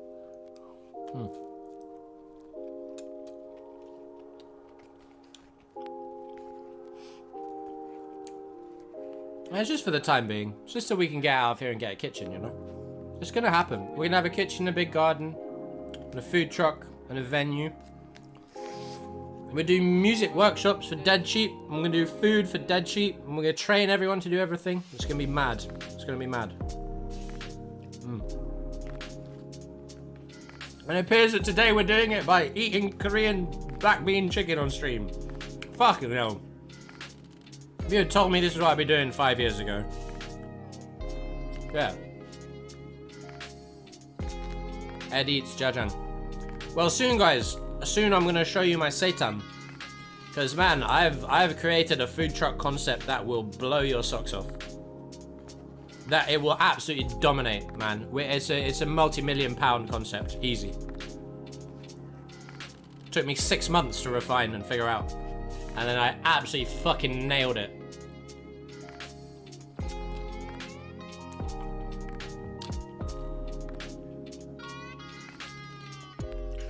So, Big John, I'm from Indonesia. I was born in Singapore. My family lived in Indonesia. So the first year of my life was in Indonesia. We were in London till I was 7 and then they went back. So from the age of 7 till 12, I was in Indonesia. So by the age of 12, I had spent 2/3 of my life in Indonesia. It was the first place I was. It was the first flavors, the first smells, the first language. So I'm basically Indonesian. And one of the amazing things about Indonesian cuisine that I realized when I was thinking, because I have a lot of friends who are vegan. I'm not vegan, as you can see. But I fundamentally believe that we need small industry and small farmers and not factory farms for environmental animal welfare concerns.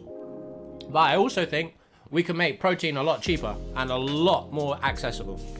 Because I would super happy if I could get a non-meat thing of this for half the price. Yeah, no worries, dude. I'd still eat chicken, but like, I'd just go for the half-price vegan thing. And if what we say about being vegan is true, and it is much less expensive than meat, then there is no fucking reason why it shouldn't be half the price. And if it's half the price and still as tasty, there's no reason people won't buy it. And then you don't have to preach at people. You don't have to, you should be vegan or you're evil, blah, blah, blah, blah. You're like the Nazis, blah, blah, blah. You're like slavery, blah, blah, because you're eating chicken. And I've had one of my good friends, who's not one of my friends anymore, rant at me for half an hour, calling me an evil Nazi slaver because I was eating some chicken wings. In South London, man, in South London. Eating chicken like slavery? South London, you don't say that shit.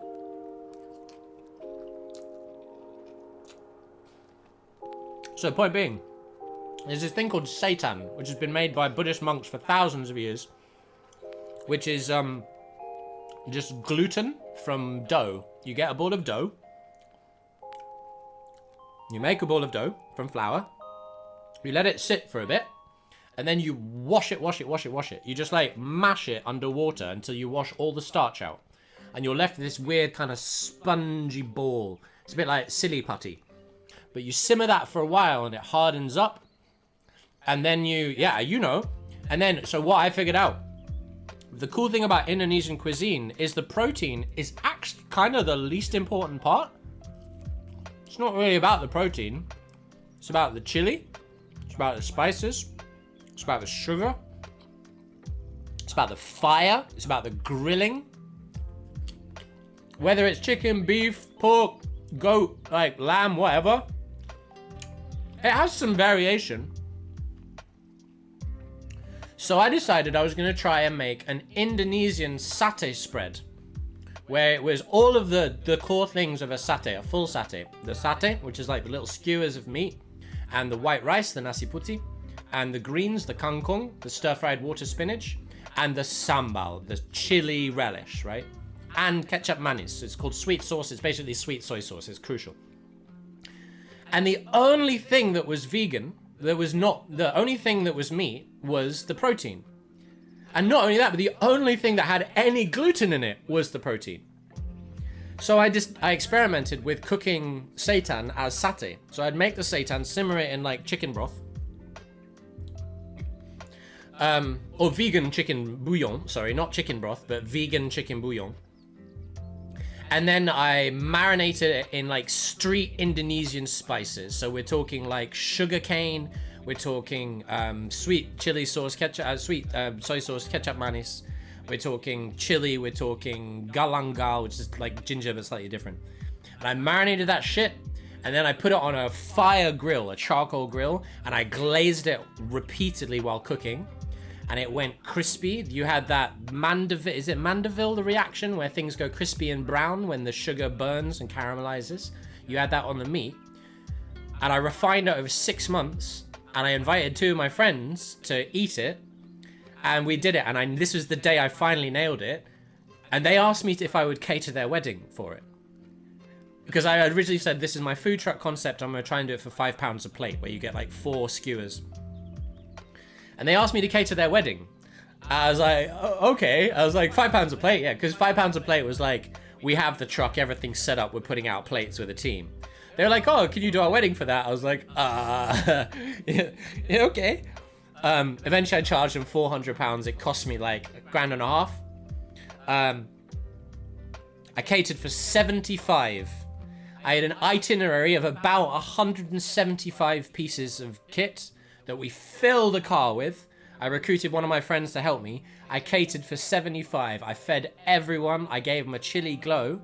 And one guy spat out my seitan. He was like, I can't eat this. This is pork. I can't eat pork. So my meat replacement made a fucking vegan think it was pork, that he couldn't eat it. And man, it cost me about £1 a kilo to make. So I'm confident that with that truck, we can put out a full vegan tasty meal for £5 a plate and be raking it in. And that's how we change. That's how we get people to be vegan. Not fully vegan, but to replace some of their diet with a cheaper vegan alternative. Not they have to spend all this money and feel guilty and stuff and have to eat vegan and sneak a chicken wing and be like, I'm evil for sneaking a chicken wing. Why aren't I paying £8 a meal for my vegan sausages? No, it's going to be cheaper and tasty as shit. And then it's easy. And then we fix it. And then we just end the capitalist, hugely like massive farming, industrial farming, rights fucking environment fucking industry. We empower small farmers to farm sustainably, to carry on traditions, to apprentice and to train and to retain ownership in the land so they have an interest in preserving it and conserving it for long term. We replace destructive cycles with full cycle, environmental, sustainable, ecological farming and animal husbandry, as we have done for 60,000 fucking years. And that's what vegans should be saying, ultimately. Hola, senor camel. It's gonna take a lot, but I think right now they burn everything. Yeah, man. And that's where the problem is. That the left gets taken over by neoliberalism, and the right gets taken over by neoliberalism, and neoliberalists are cunts. Enjoy.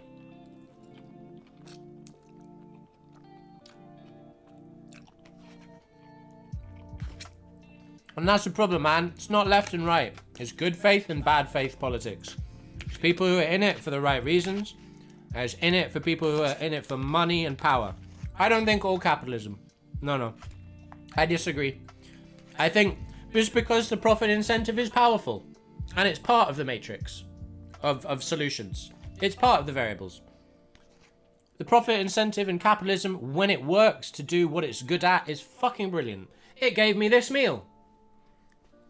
If we had communist control over the food supply only, I wouldn't be able to get this meal, man.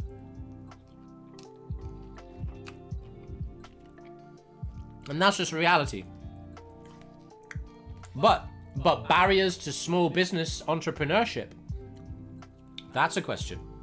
And that's the thing, when capitalism, when the powers and the tools of capitalism are manipulated by people trying to control and trying to make more money and trying to get power, then it fucks everyone. But when it works properly, when you have, people who can share their heritage and share their culture and share their passion and be able to buy their house and be able to, look after their family. Like, that's good. That's good. We want that. If that can be achieved through communism, okay, I'm not sure it could. I don't think it could. It would just be too complicated. You'd have to control everything, and it's too complicated. It doesn't work. Centralized control doesn't work. That's why, as a socialist, like, when I say socialism, it's not centralized control. We're talking decentralized control. Local power, local agency in politics, accessibility of politics, accessibility of business. Like, that's all important.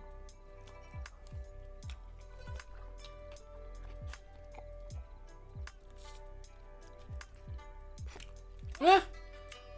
A lot of leftists have started a business and done well for it and have paid it backwards. Because, thing is, the way the left manifests within capitalism is philanthropy. But we're at a stage where we're needing philanthropy to cover our basic needs because we don't have a system set up. A basic income. Easy solution, man. Easy.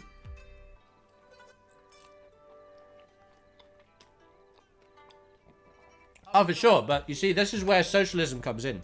Because socialism is perpetually revolutionary. I did study it, and I spent a lot of time thinking about it. But to be fair, the thing is, the truth is so often obscured in the aim of pitting people against each other. So, for example, 21st century socialism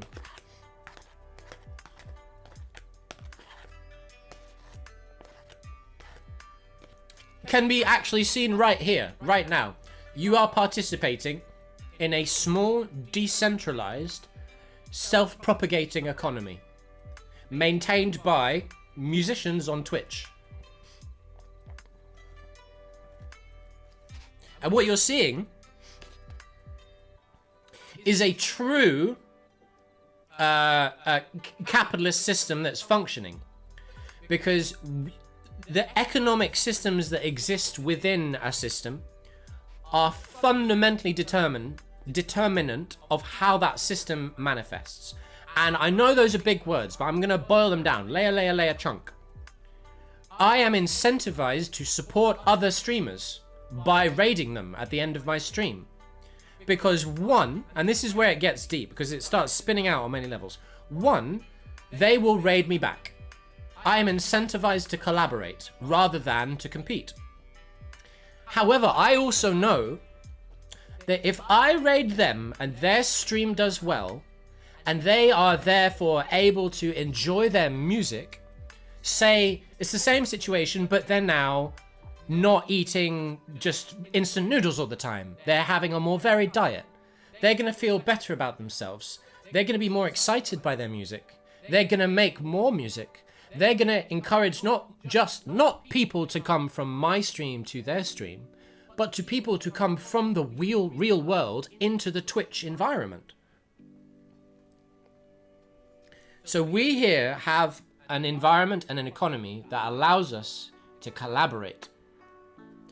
And when you incentivize collaboration at an innate level, you force people to think collaboratively. And that just means with compassion for others. Make people want to do. An incentive. Oh, that was some chili there.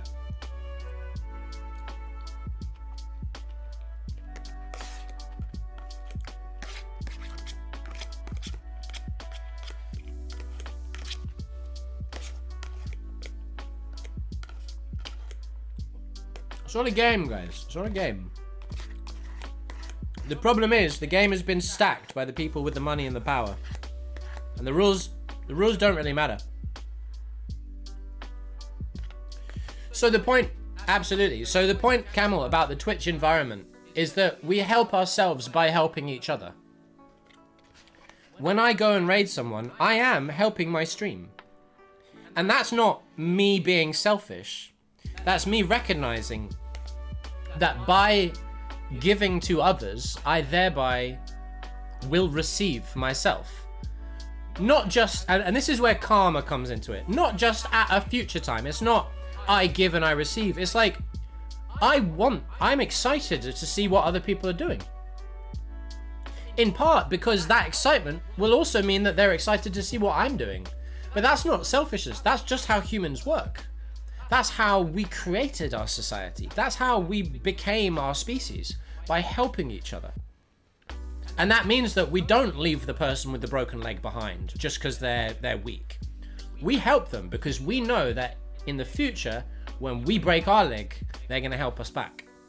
And there is a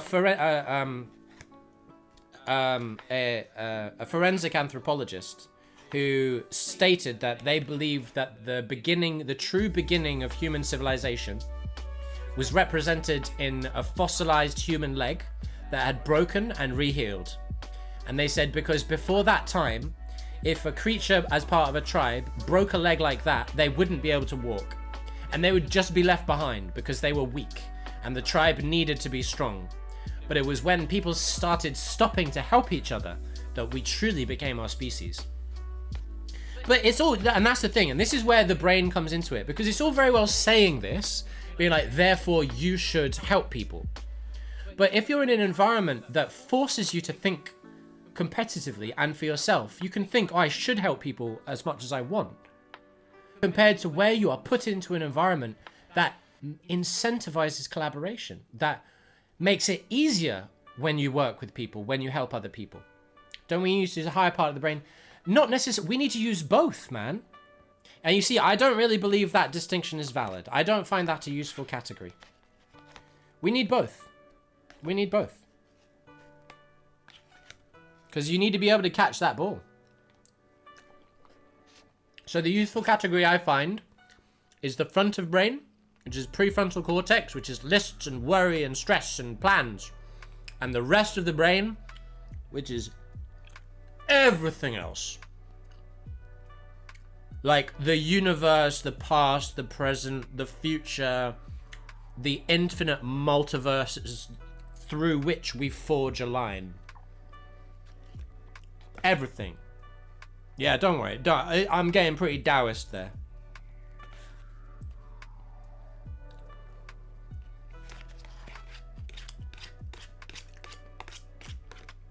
You see, I make the mistake of trying to put these concepts into words.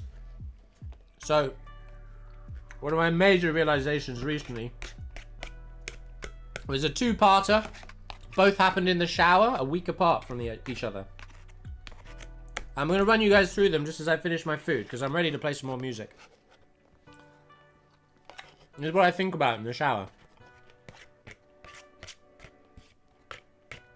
So there are infinite multiverses layered on each other in a way we can't understand because we're bound by 3 dimensions. And they all impact each other because they're quantum. And quantum shit is infinite. The universe is infinite, multiverse is infinite. Quantum stuff interacts with other stuff through time and space, and it's all infinite, which means it's all interacting with all of it all the time. All the time. And we can feel it. You know when you feel something? You know when you just know? You know when you feel it? You just know? And you were right. You did feel it. You did just know. Because that event that you felt was so strong that it started pushing resonance through all of the realities inside it, around it, close to it, the pasts, the futures. And you are there right in the middle of yours, but there are big events happening. And you can steer around them. You can steer around the side of them. You can catch the holes. You can catch the waves. But sometimes you get caught in one. And you'll go in, and sometimes you'll get caught in one and start spinning. Because it's all happening all at once, all the time. We're just bound by time so that we can groove. That's why you're here. That's why the answer is 42. It's because groove is great, and we want to dance. So yeah, quantum permeability of infinite multiverses with a constant collapse of the waveform. That is you, that is me, that is now, that is here, that is I. But that's happening everywhere all the time, and we want it to. We don't want to know that shit. Like, we don't want to perceive that shit because that's infinite, and it's confusing, and you can't groove because time doesn't pass. Time is there. Yeah, the vibe just changes everywhere. I was learning about the Iroquois yesterday. There was a story running down that the leaders were upstairs during times of continental conquest, and the founders would go up to be advised on little details. I have a theory on what they may have been thinking, lol. Running down through word of mouth generation after generation, but not proven. I think when the founders left the room, the Iroquois said, "Stupid white men." Okay. And now for something completely different. I'm not sure I quite understand the relevance of that, but I have not studied the Continental Congress at great length. I have a little bit. Because I was very interested in constitutions. And you guys, your constitution's pretty cool. However, you are not currently at threat of being invaded, nor having your kids kidnapped by Indians. So you don't really need guns. I'm only gonna say it once, let's not start that. Guns are cool, they're fun, I like them. I also don't want people getting shot at schools, you know? And both sides can be true.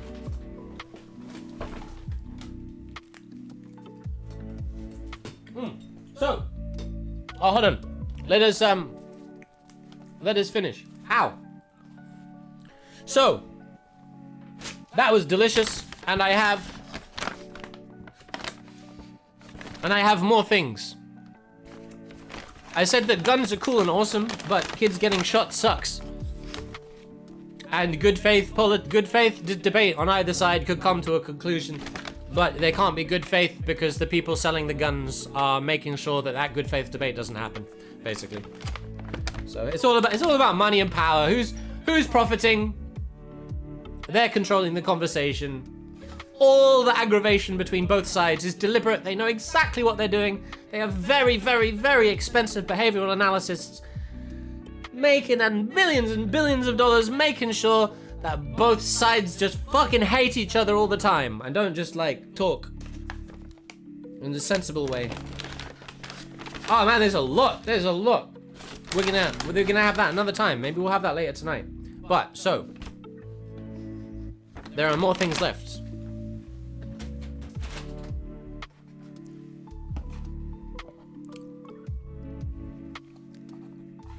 The super wealthy.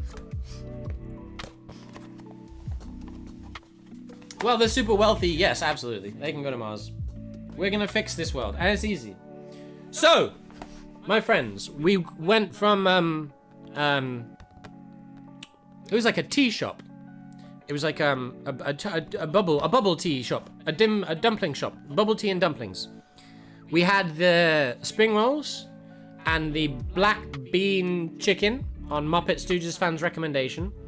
And It was delicious. I will say that. It was the spring rolls were disappointing, but to be expected, so not super disappointed. I wasn't disappointed because I expected them to be disappointing, so is that still disappointing? I don't know.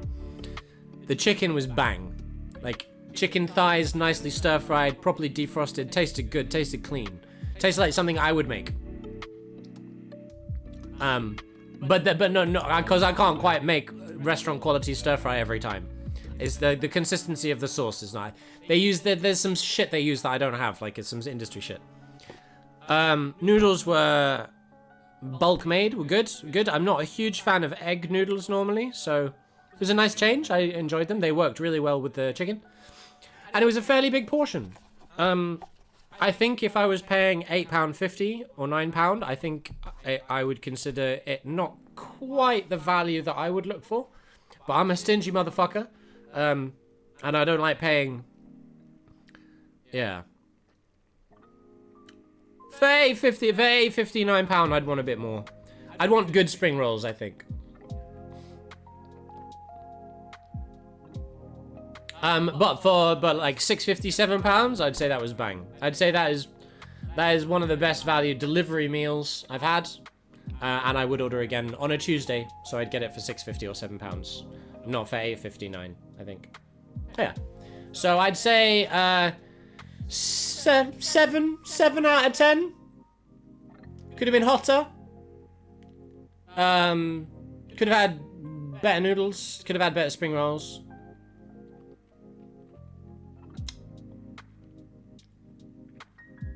Could have been hotter. I got one decent bite of chili, so there. I mean, standard UK, they're not going to make it proper spice levels because then just no British people will order it. Because British people hate chili, man. Yeah, I can always, like we discussed, from Indonesia. So yeah, sambal. I like my chili. I like my cabe, my sambal. I make my sambal. I once made a lot of sambal for the wedding. I had an entire like little cooler box full of sambal. It was great. I just munched it for months. Not months, no. I say that weeks. No, not even that. 8 days, maybe. Oh, I have a thought. The Iroquois have a wonderful governing system as I understand, but maybe they were thinking after the founder left the room, taking their money is a good idea.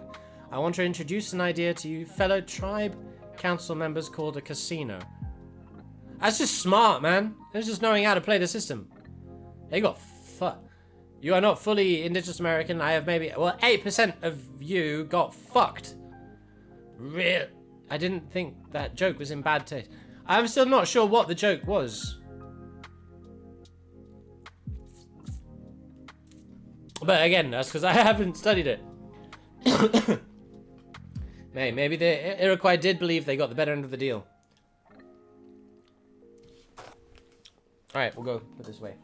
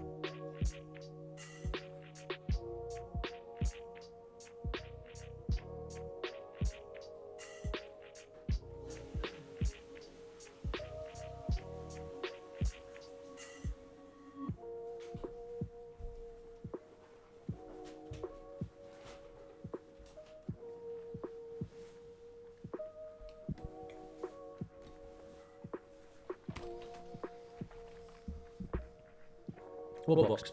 Don't know what I'm talking about. You've given into the food vibe, we've got to make something. Very good. I don't know what I'm talking about. What box? Sorry, that's my sassy.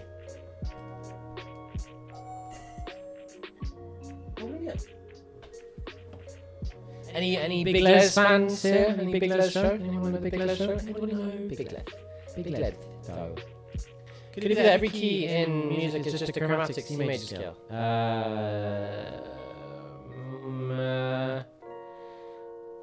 So chromatic and major scale are contradictory terms.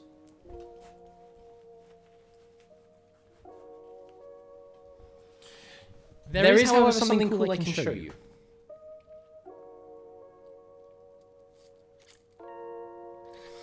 There is something that you could describe as a chromatic major scale. But it's not... Oh, yeah, sorry. Check. All right, we should be back. Sorry, that was to both mics. So there is one thing you could describe as a kind of chromatic major scale. And this is actually this is a really cool concept, actually. And this wasn't something I was introduced to until 5-6 years after uni. And it's kind of a hack. And this is this is what they teach you at Berkeley, if you guys are interested. They call it mechanical voicing. So I know this because Adam Neely said so. I know it as the Barry Harris major 6 diminished axis. But it could kind of be described as a chromatic major scale.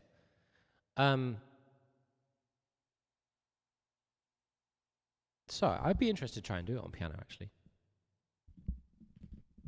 So check this out. You want to see that? I haven't tried to do this on piano, so you're going to have to bear with me on this one. I'll try and do it for you. This is, I would say, I wish I had known this. I wish I had known this when I was doing arrangement at college. This would have made things so much easier. So, you'll be able to see the notes on screen, and I'm going to move my chat here so I can see what y'all say. Because if anyone is interested in this, I won't spend too long. I want to see it anyway, but I won't spend too long unless someone is interested, because it's pretty dense. It's pretty advanced shit. So, and walking through it myself on a piano is something I haven't done, so it'll actually be really good for me as well. Big. See, this is how. That guy's there. It's fine. It's my pedal cam. More and more stuff. I need a real studio sometime. Okay, so we're going to take a C major 6 chord, which is a major triad with the 6. And this has 4 inversions, yes? We have C, E, G, A, C, a camel. We have E, G, A, C. We have G, A, C, E. We have A, C, E, G. So this chord is only missing 3 notes of the scale. And the thing about those 3 notes of a scale is they all exist within the diminished chord that is made by the dominant 7 flat 9. G7, G, B, D, F, G. Now, a very common thing with the dominant 7 chord is you make it a flat 9, i.e. G is up here, so A is the 9. Now, a dominant 9 is lovely, but a dominant 7 flat 9 is crazy.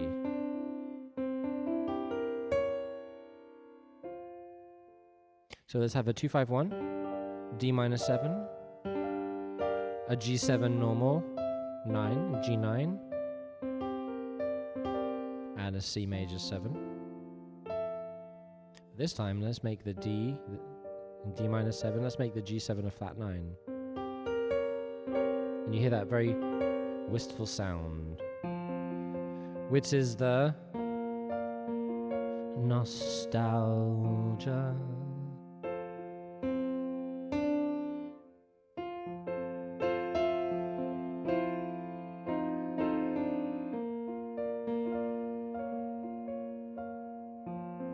There's no one who does.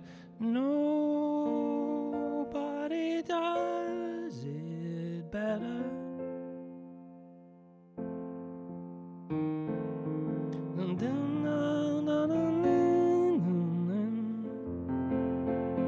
Okay. The thing is, that note is also a note that is in the same diminished chord as the dominant, but all of the notes that aren't included in the major 6 chord. So the idea of this technique is that on any of the notes in the major 6, we play the inversion of the major 6.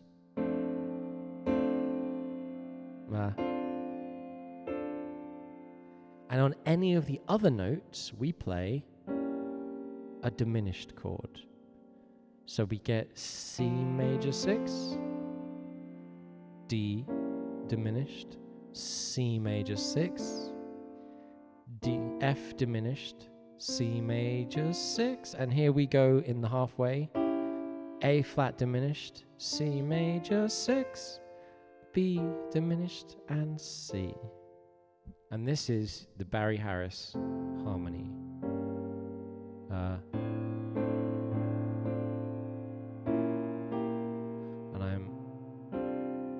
I've never played it on piano before, so. But everything, the piano's just in my head, so. And that is the secret to harmonizing horns in close position, harmonizing melodies in close position. That is just how you do it. That's how the big bands did it. That's just how you do it. And I wish someone had told me that, because that would have been so useful so many times. Oh, why don't they tell you the stuff, dude? All right, guys, I've been working on something. Oh, my piano is way out of tune, isn't it? That wasn't in the key of C, was it? That was in F. Yeah, because I've changed the tuning of this, because my hands are not big enough to play this next thing in D, but I want it in D.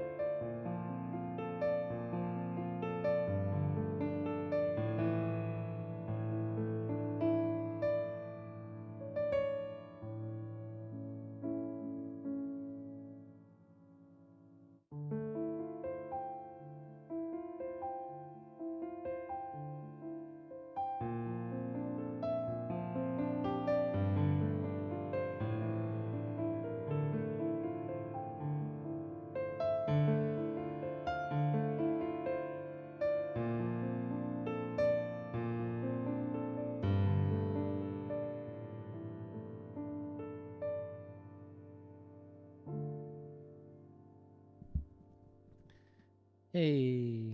That's what I really got for that so far, but I really like that one. Makes me happy. And it's not the same tune as Howl. I thought it was, but it's got some slightly different chords. I don't know what to do with that. Should we try looping that? Should we see what happens if we loop it? Or should we get back on track and go back to learning guitar requests? What box? I don't see a box. Do you see a box? I don't see a box. Do you see a box, Hasman? I don't see a box. Let's try that again.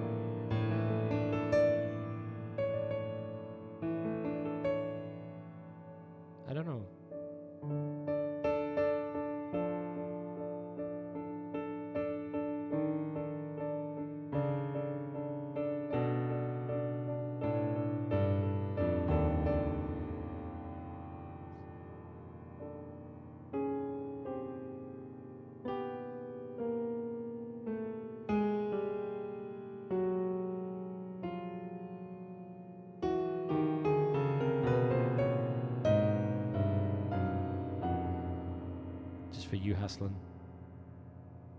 Can you make a piano out of tune? You know, like a 50-year-old piano that never got tuned? I wonder. It's a good question. Shall we see? Instruments. I wonder if that is that.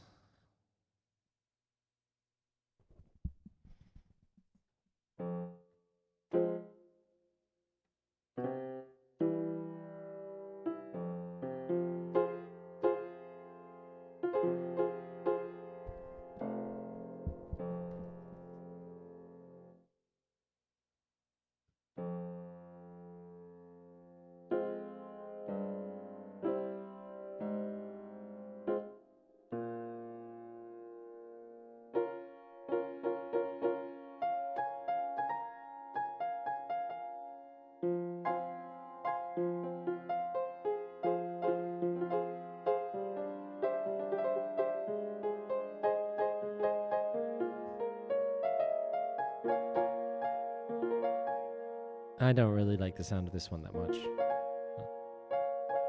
I would like an old piano. We do, however, have something that I haven't really done yet. Check this out.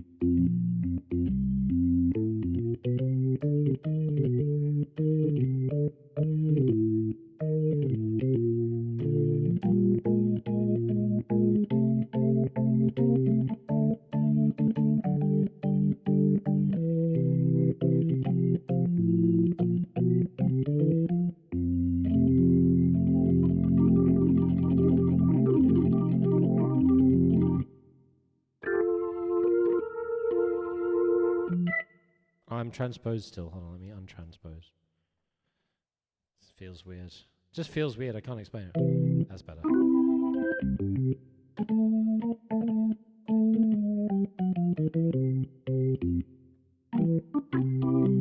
Georgia, Georgia, no peace I find. Just an old sweet song keeps Georgia on my mind.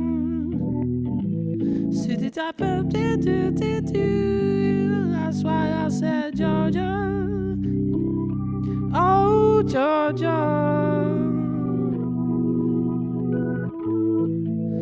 A song of you comes as sweet and clear as moonlight through the pine.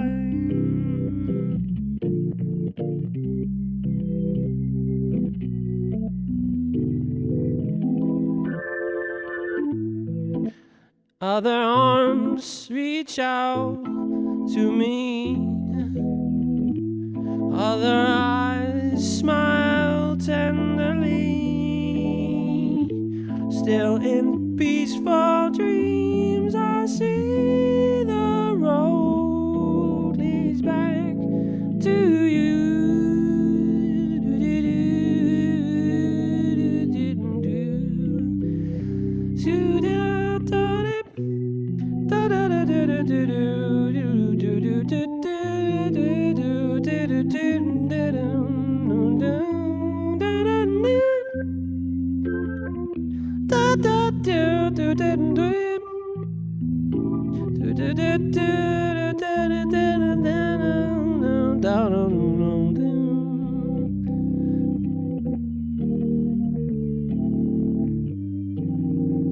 That's why I sang Georgia, oh Georgia, a song of you comes as sweet and clear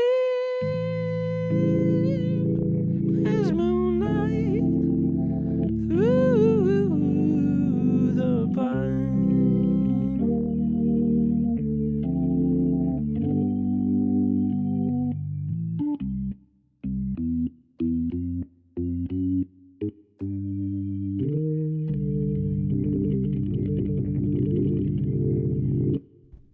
Damn. Claustrophobic piano VST is free and so awesome, but I need a decent sampler for it. At the moment, I am only having one piece of kit in my setup, and that is the Contact player, one piece of sound routing stuff. That's the Contact player because it gives me a bunch of stuff. Gives me that, gives me an E-piano. Oh, that's both now. That's why it sounds the same. So it gives me, this is basically a Rhodes. Yeah, I'm using Contact 7.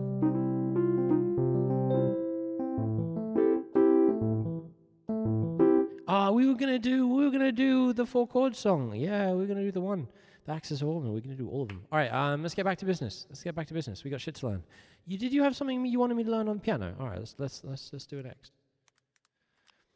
Well, the reason I'm using it is because I got the Piano Noir VST, which is a really tasty. So the reason I got it was for this this one. This is the Pure Piano Noir Pure. Let me, Hassan, at the moment, let me sink into the new stream before we expand it anymore, because it's only been all working for like a week, yeah.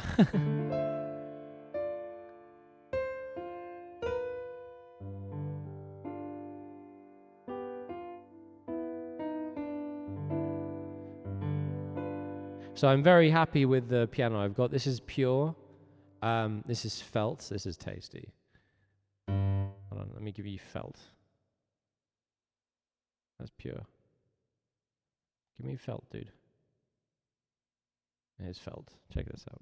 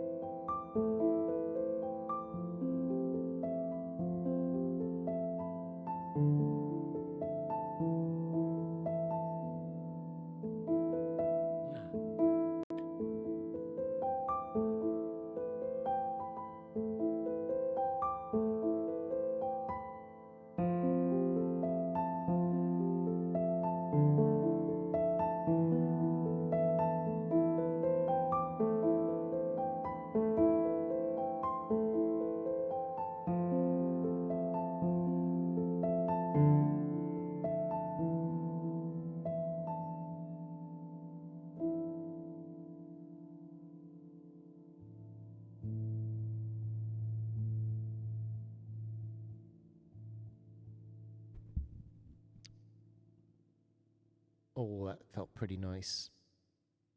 Hey, did you like that, Elena? Hello, it's Elena Fenomena, yay. Hello. I hope you liked that. So that was the Felt voice. And that was really nice. That was more what it was supposed to sound like. I'm not sure what that one's called. I'm not sure what it's called. It's just some voicings.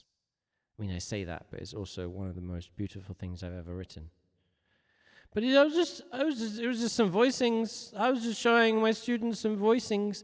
Elena, we did a eating foodie stream. We ate the food on the stream. But yeah, that's mine. What is it, guys? What's it called? Should I play it one more time? I'm not sure. I'm not sure what it is. I'm not sure if it's done yet, but I want it down an octave. No.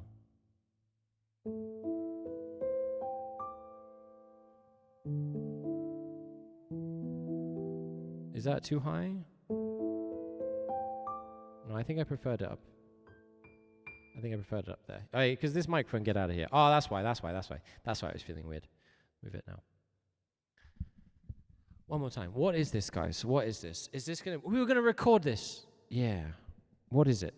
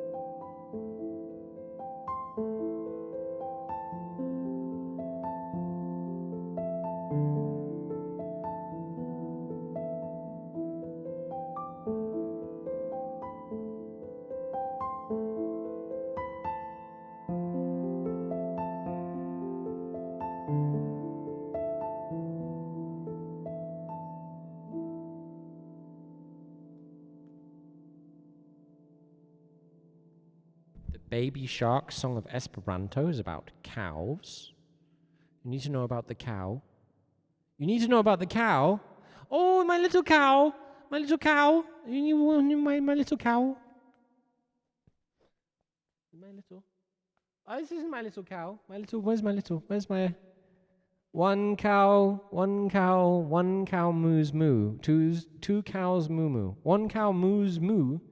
Thing is, moo is both a verb and a noun, right? A moo is both something you can do. I can moo, and there is a thing called a moo. That is a moo.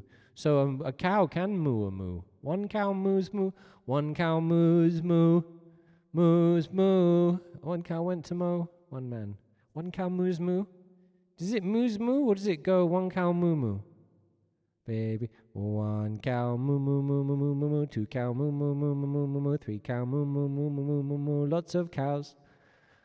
Four cow moo moo moo moo moo moo moo, five cow moo moo moo moo moo moo moo, six cow moo moo moo moo moo moo moo, lots of cows. Seven cow moo moo moo moo moo moo moo, eight cow moo moo moo moo moo moo, nine cow moo moo moo moo moo moo, lots of cows. 10 cow moo moo moo moo moo moo moo. There, I did to 10. Sorry, I know you didn't tell me to do that, but I just saw it as a thing that I should do with the song to the tune of Baby Shark. I'm sorry, guys, I didn't mean to do that. That was unintentional. That was a stim. That was me being autistic. You're not allowed to leave the stream because that would be discriminatory. Ah, gotcha. That was stimming. Ah, that's my excuse. You're not allowed to leave the stream now when I do weird things because that's just me being neurodiverse. Ha ha ha ha ha ha ha. I win. Uno bovino mugas mu. Du bovinoj bovinoi mugas mu. Bovinoj bovinoi. Bovinoi. Unu bovino mugas mu. Mugas. That looks like a ch. Mo. Me going mu. Mugas. That doesn't help it. That could still be either. What continent am I in, Elena? Where am I? How do I pronounce that word? I don't know where. I could be anywhere.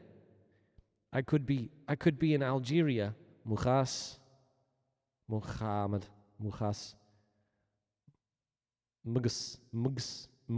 Yeah, I could be in Ireland. It'd probably be like Moors.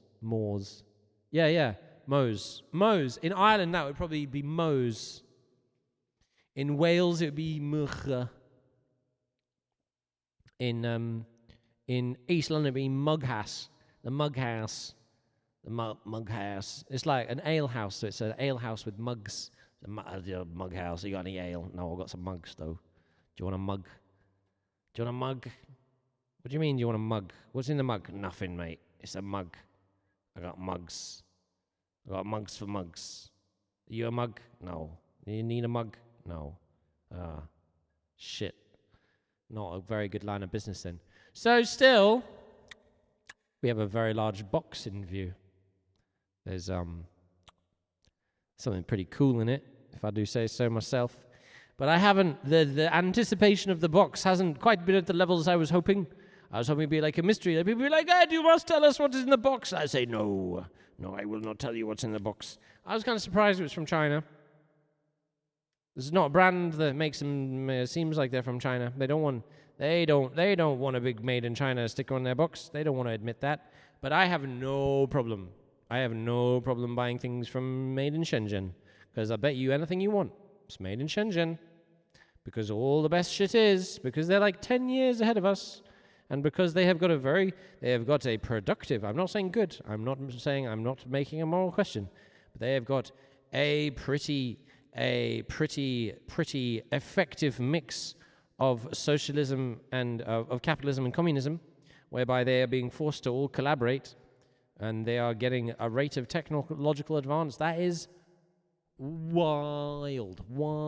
10 years ahead, 5 to 10 years ahead of the West, I reckon. At least I thought that a couple of years ago. They're probably even further now. But that's why every single electric scooter in every Western country is from Shenzhen. All the brands, the Segway scooter is just a repackaged Xiaomi.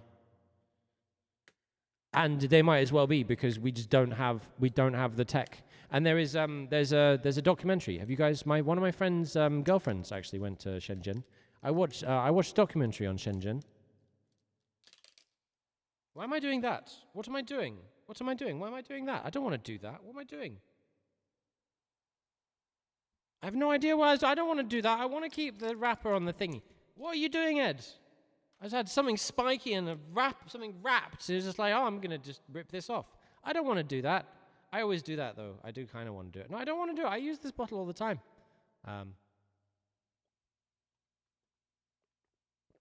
Yeah, stimming in it, yeah.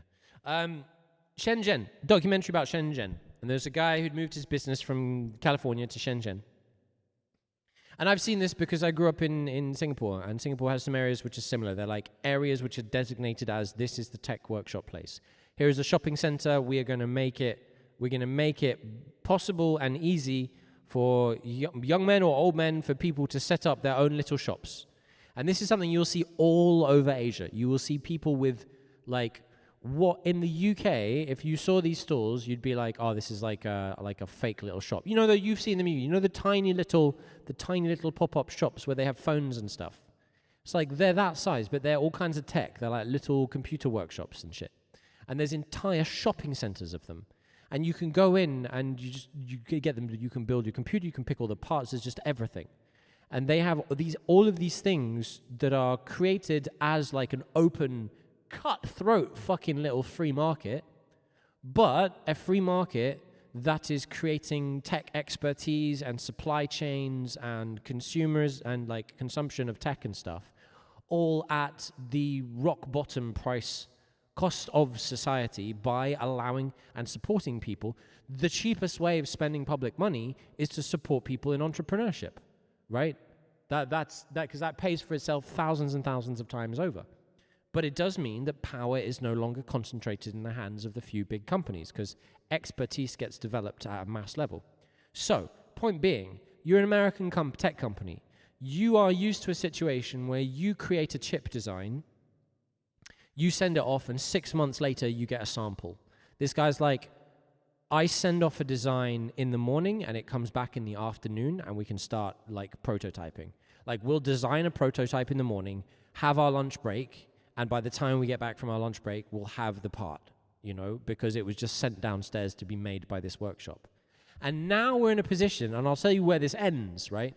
Where this ends, the other opposite of that, is when you make it impossible for small businesses and individual craftsmen to set up workshops. You get a situation where there is literally one person in the UK who is able to rebuild trumpet valves.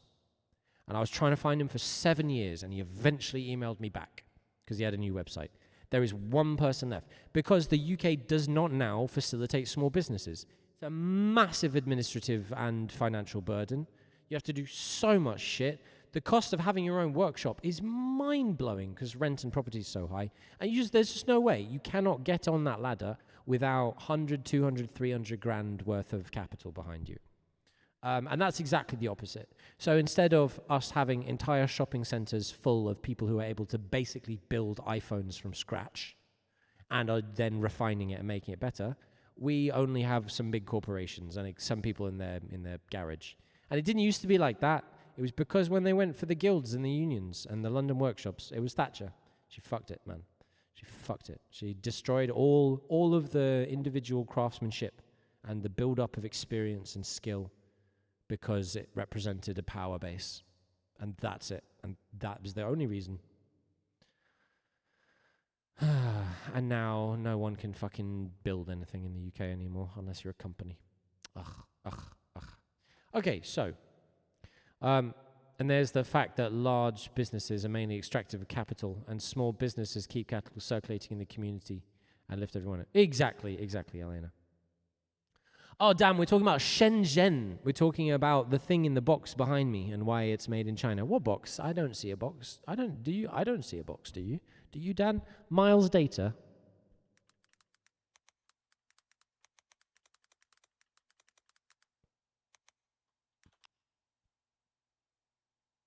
No, Miles Data.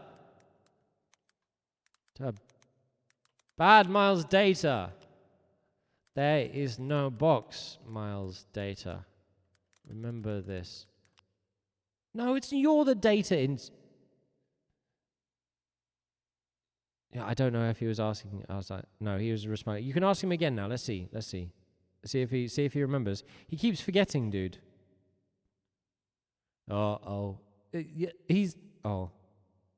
Yeah. This one's good. This one's got jokes. They're really bad jokes, Lenny. You can ask him to tell us a joke if you'd like. I'll tell you what, you guys, see if you can get a decent joke out of Miles Data. I'm going to set up my guitar. And today we're going to be playing some fiddle. We're going to be doing fiddle stuff today. I want to do fiddle repertoire. See if you can get a joke out of Miles Data, though.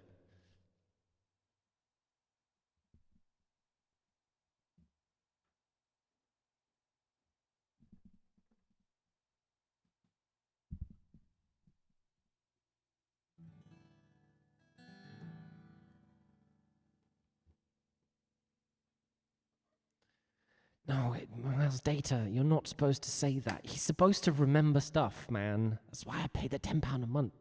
He's supposed to remember.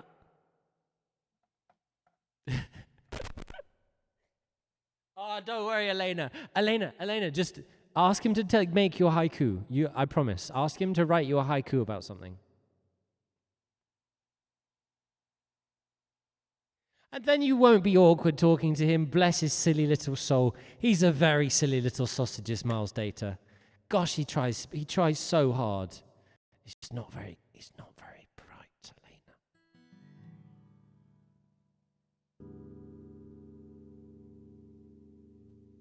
He's high in confidence, but not so good in accurate data.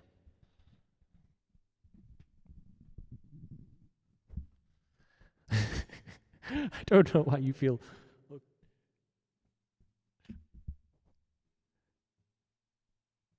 Cows graze, sun shines bright. Mooing melodies take flight. Nature's symphony. Oh, yes, Miles Data. You got it right. You got a haiku. That's pretty nice, hey? Cows graze, sun shines bright. Mooing melodies take flight, nature's symphony. That's actually quite a good joke. Why don't scientists trust atoms?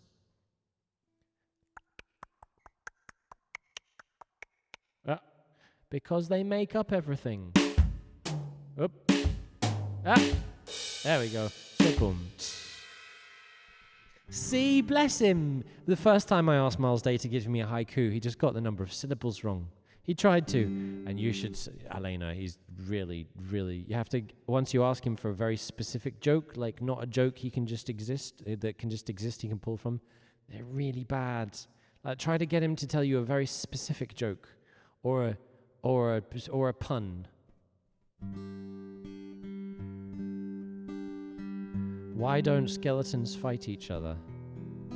Because they don't have the guts. You see, if you just tell him to give you a joke, that's not very testing, because he can just pull from something he knows that it's funny. But if you make him write a joke on an obscure topic, then he has to use his own sense of humor. And I don't think they programmed it right, guys. I don't think they did.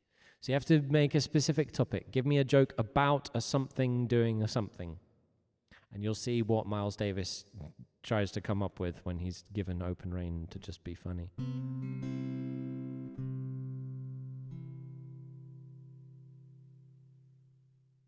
You see? Why did the two aliens on the moon start a band? Because they heard there was great space for music. It's not even funny, though. It's not even a joke. Miles Data. It's our bot.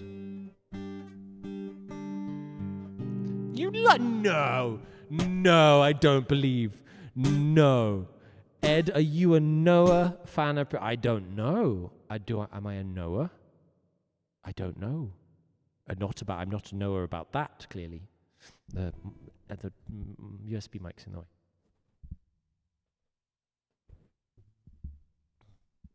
Why did the jazz musician bring their own ladder to the gig? Because they wanted to reach the high notes. Oh, God.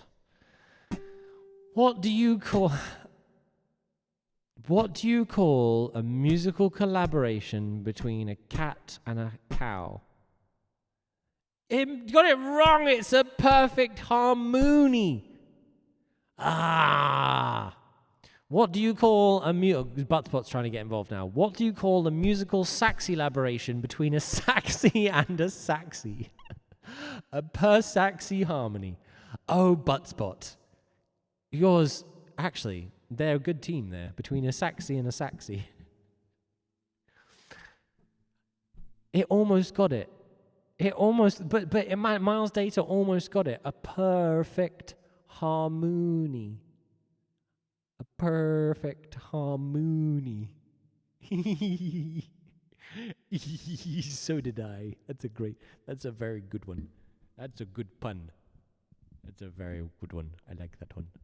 A perfect harmony.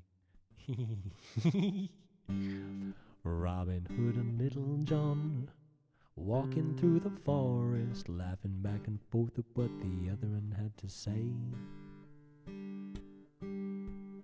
Reminiscing this and that and having such a good time. Oodle lally, golly, one day.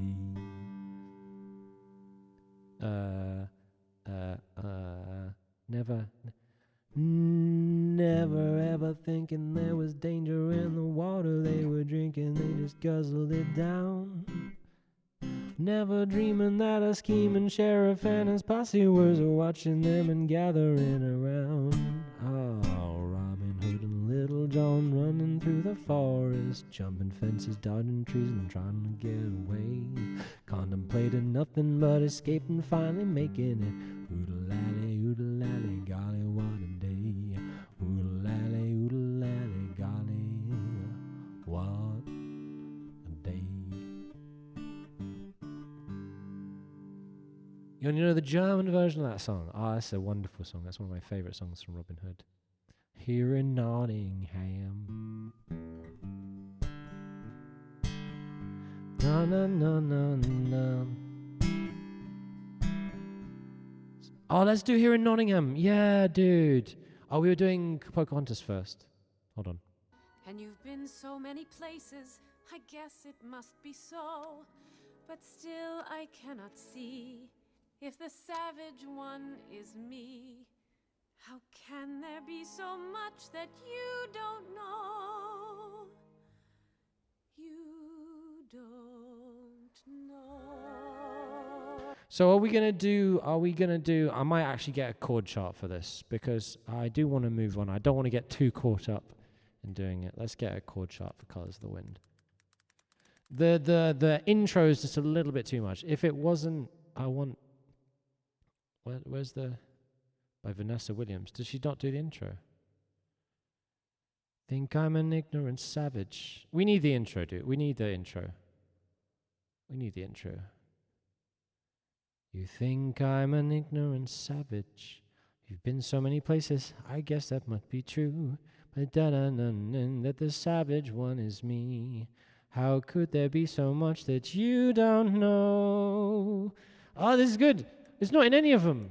Where is that? I guess we have to do it by ear, hey? It's not. The intro's not in any of them. Version 3. Okay. It's not. It's all Vanessa Williams' Colors of the Wind. Did Vanessa Williams make it really famous or something?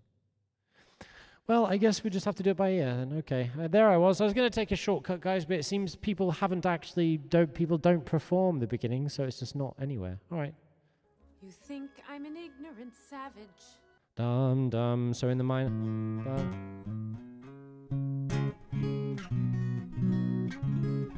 We're in C sharp minor, B major. And you've been so many places. I guess it must be. Dum dum dum dum dum dum. Dum dum.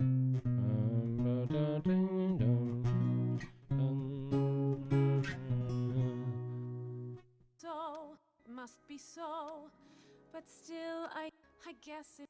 And you've been so many places. I guess it must be so, but still I cannot Bum bum bum. see if the savage one is me. How can there be so much that you don't know? Da da da da da.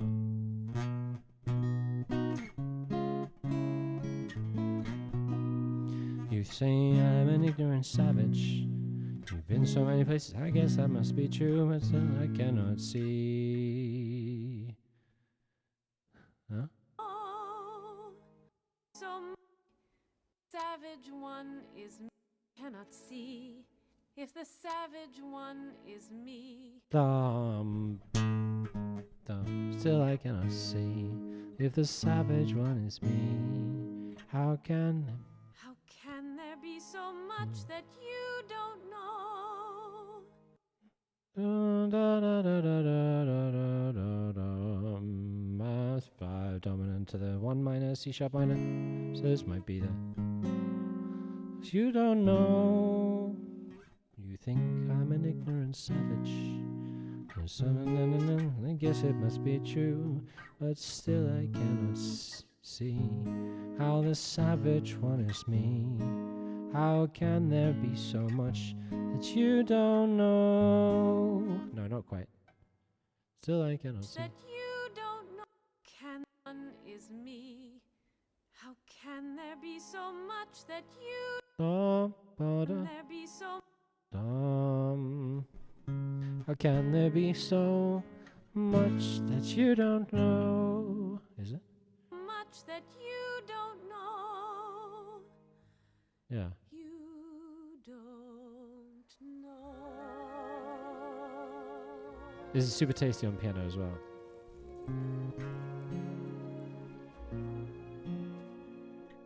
You think you own whatever land you land on. The earth This is is just a dead thing you can throw. claim. But I know every four minor, Has a life, has a spirit, 2 5 has a name. minor. You think the only people who Okay. So I think we're good. Would anyone be interested in me talking through the chords? This is almost a 4-chord song.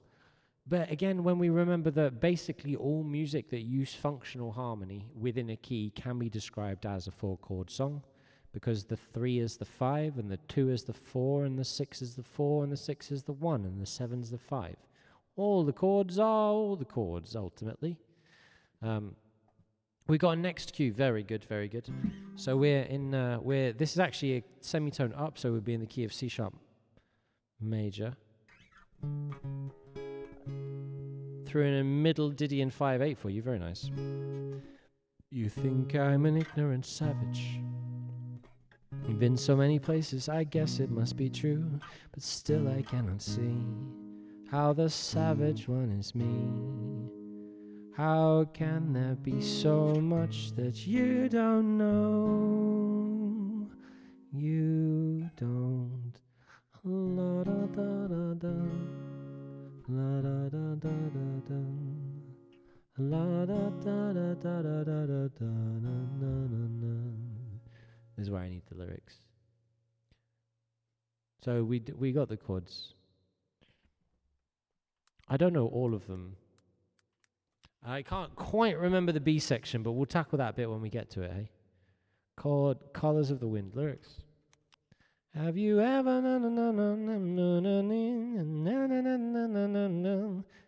So that's the bit that I don't really know, because the first part is easy and I do this all the time in my lessons. The A section is super tasty, super easy, really nice on piano in the key of C major, and kids just love it. So I've done it 100 times on the piano. Never actually done the whole thing on guitar, I don't think. Not for a long time, but we'll see. So we start with, are we going to put it in the key of C major? Yeah. You think I'm an ignorant savage. You've been so many places, I guess it must be so. But still I cannot see. What was I before? Shit, shock. F. No. Yes. It was C sharp minor, and then I went to B minor, and then a tone down. Still I cannot see how the savage one can be. But that's in C sharp minor, so okay, it's because it's flat 6/5. Okay, all right. You say I'm an ignorant savage. You've been so many places, I guess it must be so. But still I cannot see how the savage one is me. How can there be so much that you don't know? You don't know.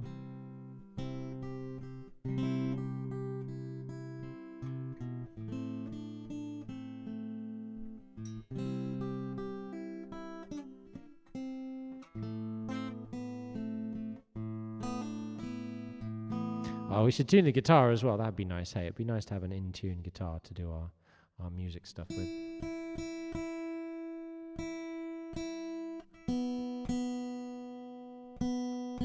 I was going to say, Dan, how's the weather treating your instruments?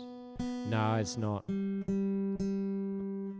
I'll try and sort it out. There's some noise gates and stuff in here, but it's also some volume stuff. So I'll actually try and turn the noise gate down a bit, hey? Yeah, exactly, Dan. That's why halfway through I was like, it's a bit better. So basically, if I do them quiet, you just get the thingies. But if I do them hard, you should. But there's I don't know why it shouldn't be coming through. I'll try and turn it down a little bit more. It's just me, right? So let's turn the gate all the way down. And I think that's the other thing. So let's try another thing there. Because I'm actually coming through guitar, what if I turn the sensitivity all the way down? Core simulation.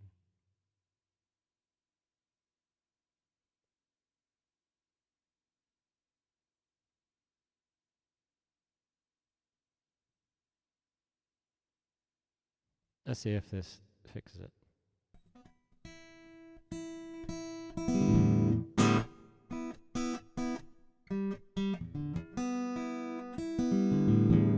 Still doesn't always make them happen, so let's see if we can see one more time.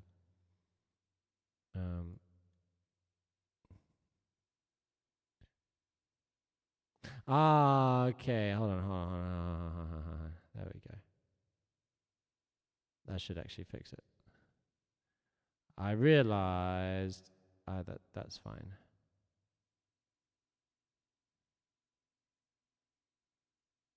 Okay, so that should sort things out.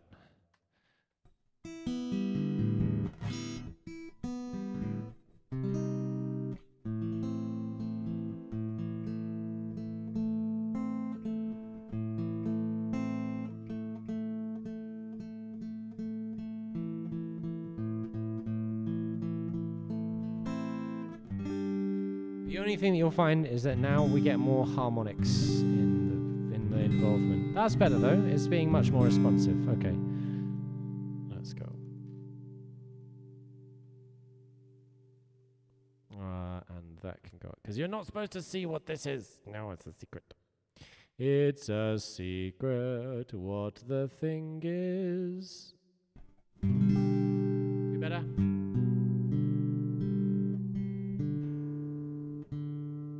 No worries, see you in a bit. You think I'm an ignorant savage. You've been so many places, I guess it must be so, but still I cannot see if the savage one is me. How can there be so much that you don't know? You don't know.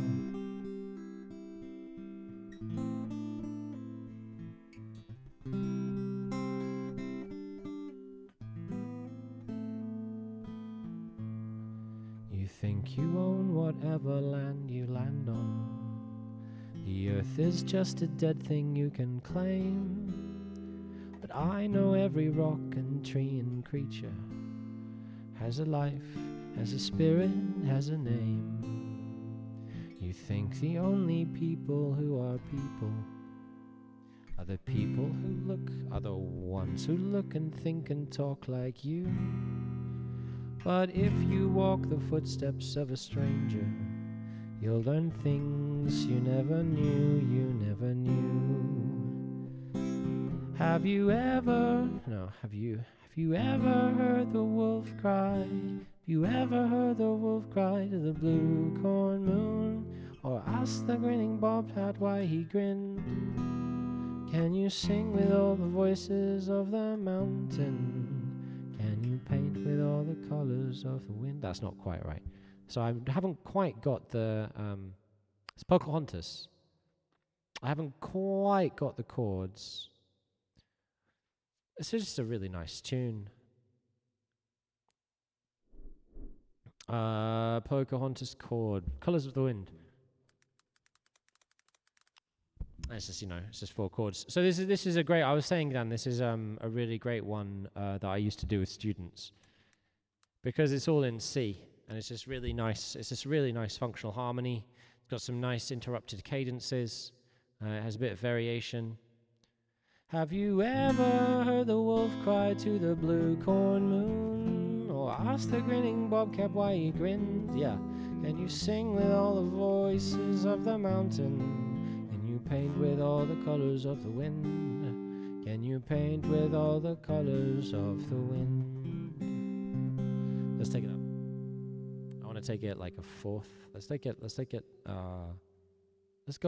a minor third up. Let's go minor third up. We'll do it in E flat major.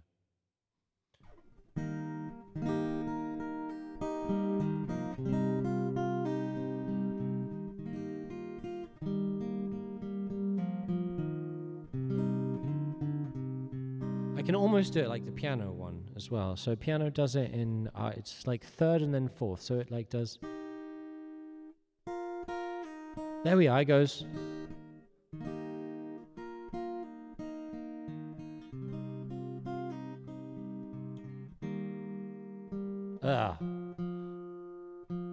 Equal temperament. So we can go. I think we need more reverb for this. I think we're going to need more reverb on the guitar. Maybe it's enough.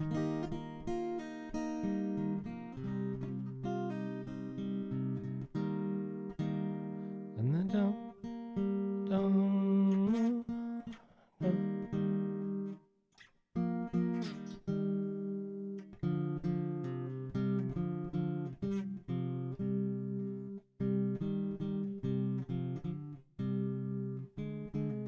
We can actually do that. We can go.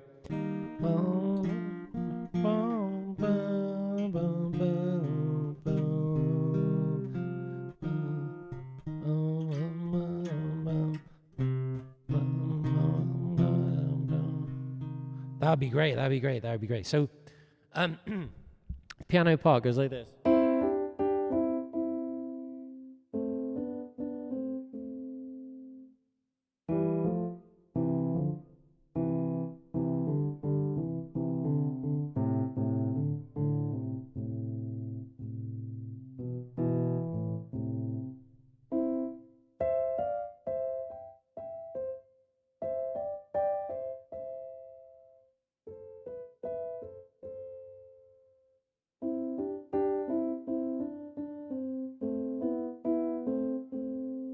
It's just a lovely intro.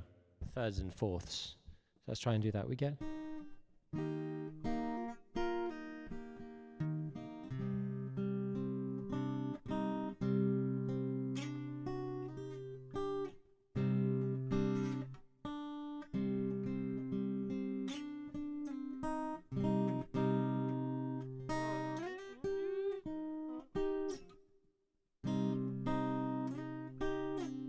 Oh, we can actually do that. Yo, yo, yo, yo. This is going to sound sick. Yeah. Is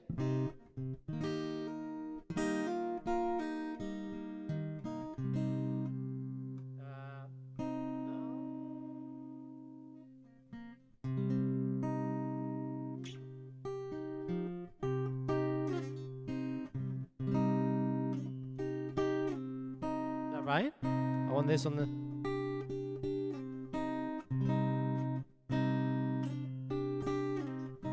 Yeah, we can get it right, dude. And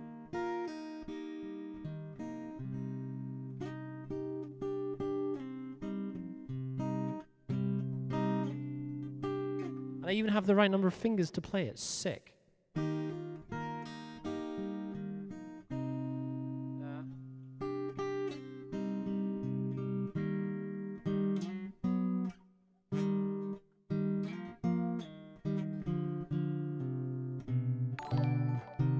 Whoa, it's Kibsy. Hey, Kibble! Kibsy, you went and did your thing, yeah! I'm sorry, your Thursday thingy. Thorn! I have a staff. I am a druid. Apes! I want my apes! I require apes! I want a wall of fey apes!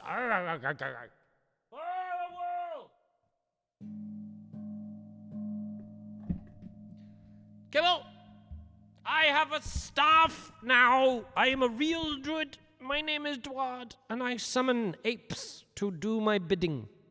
Lurkers, I summon you. Where are my apes? To form a wall. Muppet Studios fan is a raider, and he's forming a wall. Where are you dirty apes? Where are my apes? Where are my apes forming walls? Where's my wall of apes? I have to do a wall of lions. It's fucking wall. Haslan there. Haslan. It's too late now. I will do a flying wall. The wall, indeed. But now I have a staff, Kibble. Look at the end of my staff. Look at my staff. It's like an emu. It was a tree. It was a small tree by my door that was actually a weed that became a staff. It's as thick as it is, isn't it? And now it just leans against the base and hits the gong. Kibsy, we just found out a pretty cool arrangement for Colors of the Wind on guitar. I can actually get the real thing with the thirds and fourths. Check it out.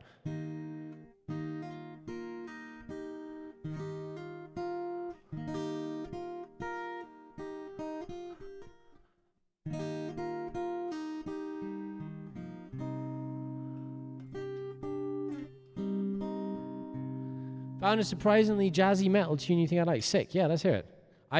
This is a cool. I've never heard anyone do this before, so I'm gonna try and do this for a while. Guys, do you know Kibsy? Kibsy is back. It's Kibsy Bot I'm talking to, but don't follow Kibsy Bot. Follow Kibsy Music. It's nice to see you, Kibble.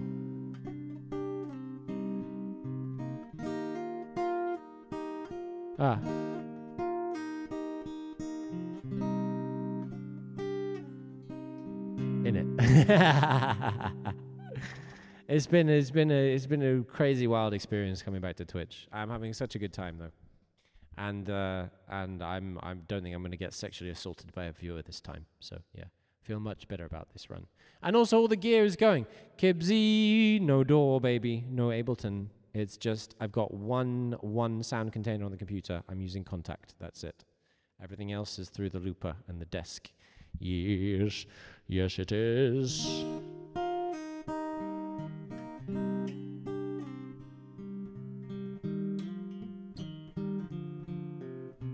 I almost got it. We almost got it.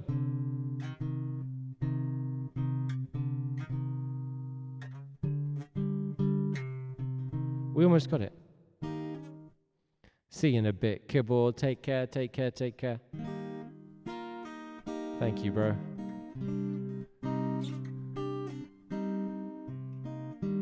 I hope Kibsy comes back. I don't care if you're still there. Suck it. You heard me say it. I hope you come back. I love you. It was fun. It will be fun again. We're going to fix the industry. Bum, bum, bum.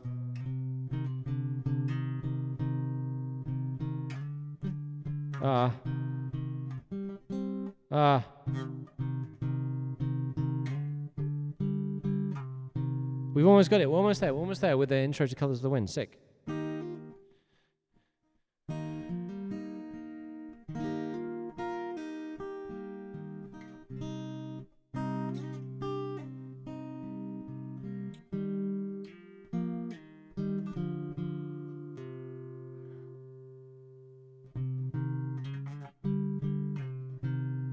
Almost there.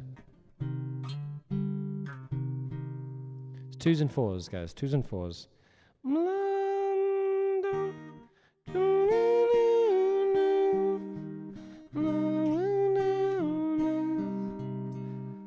I should just keep it high. It sounds better high.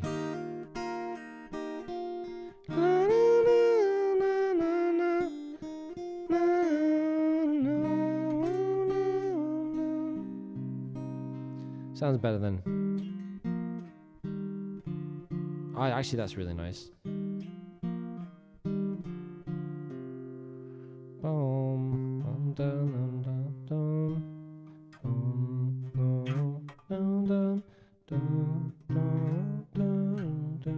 Oh, this is so tasty. This is actually so tasty. We'll go.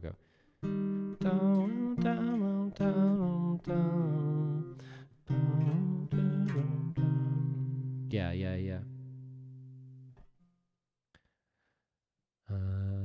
So, let's try it from the beginning now. What's the intro words, though? Okay.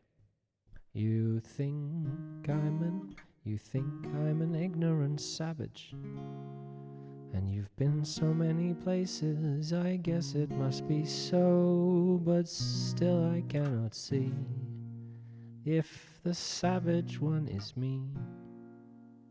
How can there be so much that you don't know? You don't know.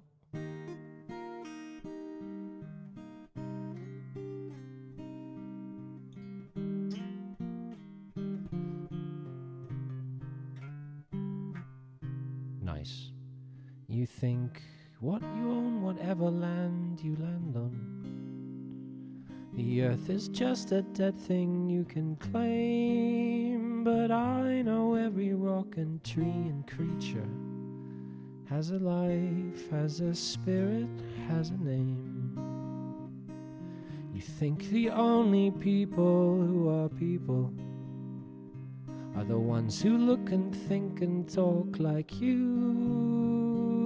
but if you walk the footsteps of a stranger, you'll learn things you never knew.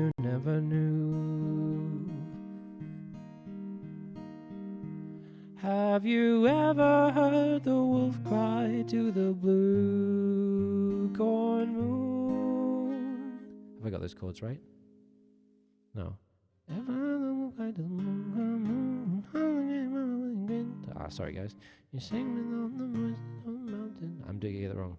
And you paint with all the colors of the wind. And you paint with all the colors of the wind.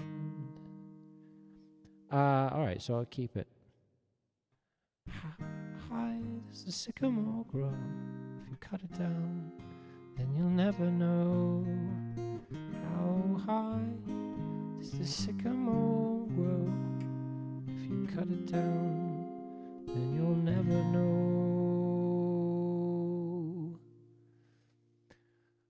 Alright, so have you ever, let's just do it a bit. Have you ever heard the wolf cry to the blue corn moon, or asked the grinning bobcat why he grinned? Can you sing with all the voices of the mountain? It doesn't go to the A minor. Yeah. And I know every rock in earth is does the Italian claim, and I know every walking tree and creature has a life, has a spirit, has a name. Oh, it goes doing D minor. It's just Italian claim, but I know every walking tree and creature has a life, but I know every walking tree and creature. I was getting it wrong. Oh, okay. Okay. All right. So, we're going to do it with the intro each time. You think I'm an ignorant savage. Try again. I can double screen it. Big. Forgot I can split the screen both sides. Nice. Sorry. I'm sorry. Here we go. You think I'm an ignorant savage, and you've been so many places, I guess it must be so. But still, I cannot see if the that's the wrong stress. The idea is I cannot see if the savage one is still I cannot see, comma, if the savage one is me. How can there be so much that you don't know? How can there be so much that okay. Here we go, here's the take. You think I'm an ignorant savage, and you've been so many places, I guess it must be so. But still I cannot see if the savage one is me. How can there be so much that you don't know? No. How can there be so much that you? How can there be so much that you don't know? All right. Here we go. You can say hi to YouTube if you want, because when I get this right, it's going on YouTube. You're sure. You think I'm an ignorant savage, and you've been so many places, I guess it must be so. But still, I cannot see if the savage one is me. How can there be so much that you don't know? How can there be so much that you? How can get me so much that you don't know?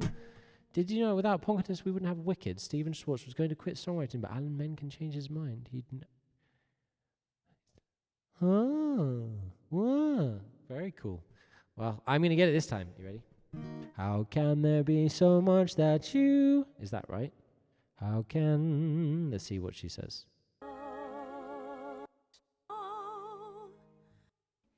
How can there be so much that you don't know? How can there be so much? Can there be so How savage one is me? How can there be How so can much? me? Can if the savage one is me? How can there be so much that you don't know? Good thing we paused it.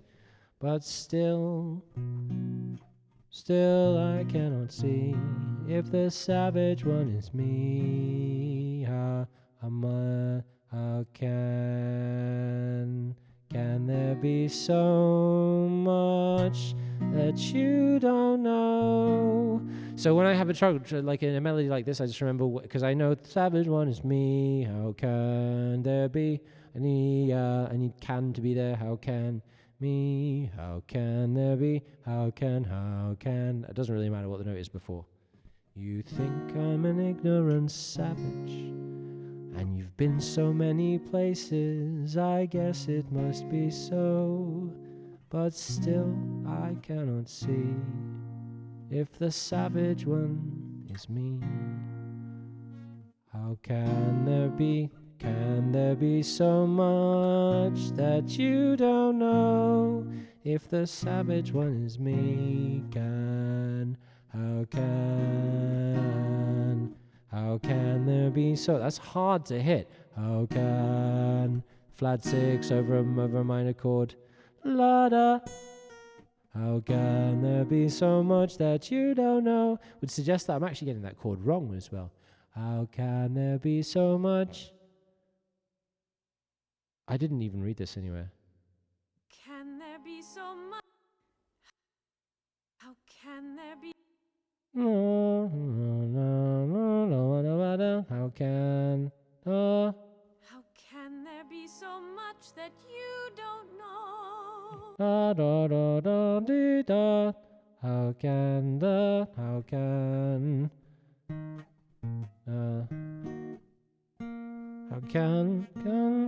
there be so much that you don't know? No, I don't think I'm getting it wrong. You say I'm an ignorant savage. You've been so many places, I guess it must be so. But still I cannot see if the savage one is me. How can there be so much that you don't?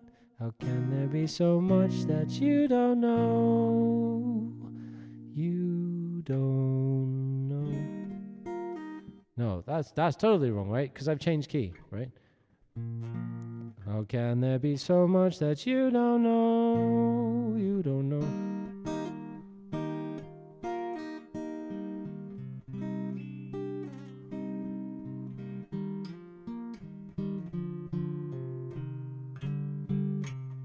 All right, we're almost there, guys. Almost there.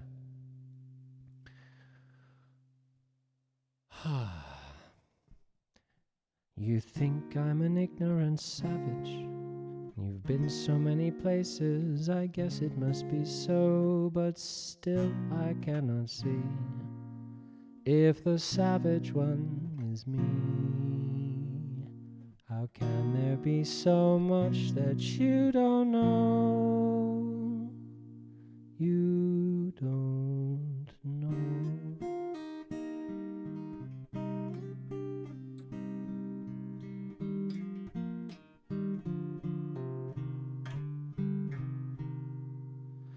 You think you own... Oh man, semitone up, dude. Gosh. US government is imploding. Oh, I mean, yeah, what's new? That's not. It's every summer for the past 5 years, hasn't it been? What's happening? I haven't checked the news for a while. They've been lovely, Chess. They've been really, really hanging, man. Really chill. Just having a lovely time doing stuff. And you're just in time! Exclamation mark. Jit getting expensive now. Not nearly as expensive as the pub. Let's go for a run. You guys ready? I just messed up. So here we go.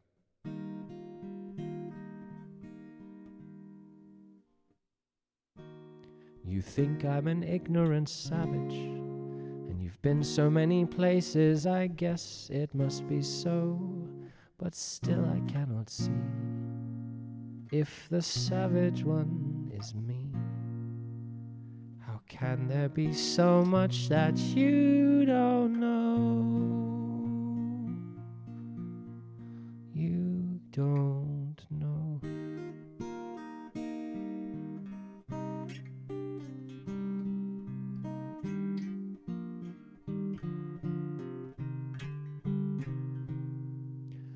You think you own whatever land you land on. The earth is just a dead thing you can claim. But I know every rock and tree and creature has a life, has a spirit, has a name. You think the only people who are people are the ones who... Oh man, well, I keep double thinking myself. I did myself backwards on those chords. What is it? You think the only people are people, you. But if you take the footsteps of a stranger, it's I know every rock and tree and creature. It's because I'm doing F and then A minor. I messed myself up and I started double thinking. We saw it coming though. Conservative fractions against two fact. Well, weren't they already doing that? There was already mainstream and Tea Party, and then there was MAGA and Tea Party. Or MAGA and mainstream, and now I don't know who is it. Is it MAGA? Is it Trump back? We've seen the lights. Trump coming? Is Trump back again? Ah dear, it's all just so stupid. So stupid. All right, here we go. Real take now. Here we go. You think I'm an ignorant savage, and you've been so many places. I guess it must be so, but still I cannot see if the savage one is me. How can there be so much that you don't know? You don't know.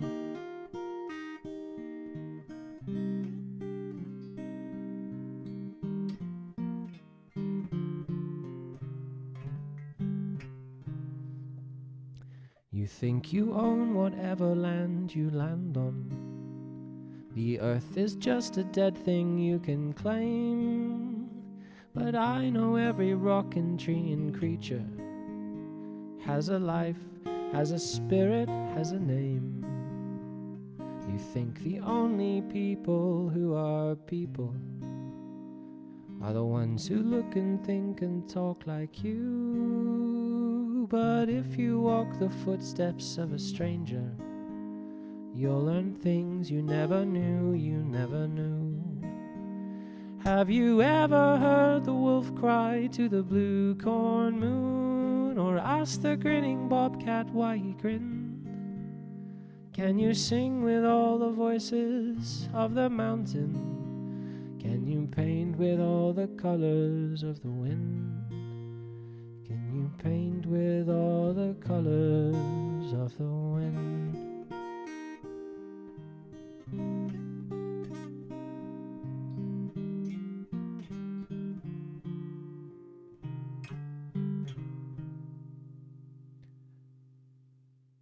Come run the hidden pine trails of the forest. Come taste the sun-sweet berries of the earth. Come roll in all the riches all around you, and for once never wonder what they're worth. The rainstorm and the river are my brothers. The heron and the otter are my friends. And we are all connected to each other in a circle, in a hoop that never ends.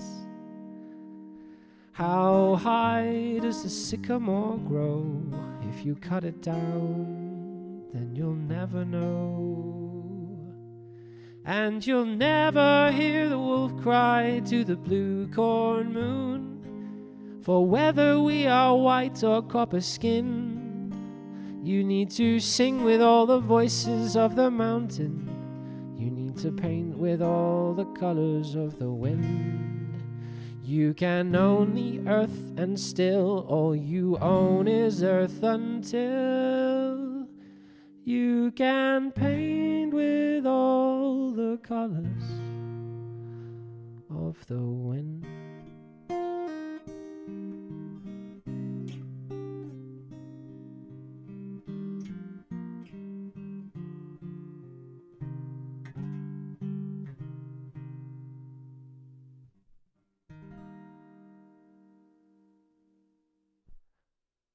Hey, that was Pocahontas for you. That was Colors of the Wind from Pocahontas, and that's gorgeous. I really like that. Although I really wanted to do the slide. I didn't like doing the hammer-on. I wanted to do the slide, but I can't do it while keeping the C chord down. So such is life. Not an upright chess. It's a cello. We appropriated a cello from ourselves and from our inactive thing to make it an active cello. And that, my friends, is your first clue. That is your clue to the box, because there's a big box. Ha ha! Well, that's because cellos are pretty big, and things that are pretty big need pretty big things to put them in. That's your second clue. My friends, there is a box. It is a big box, and I have not yet opened the box. And you have been very patient, even though you haven't really been asking me much about it. But you see, how do you learn the muscle memory of which strings to pluck to make the kinds of chords that you used for that cover? Very, very good question, Elena. And the answer for how to learn muscle memory is always the rule of 5. So for any part of this, yes, indeed practice, but there's a lot more to it than that.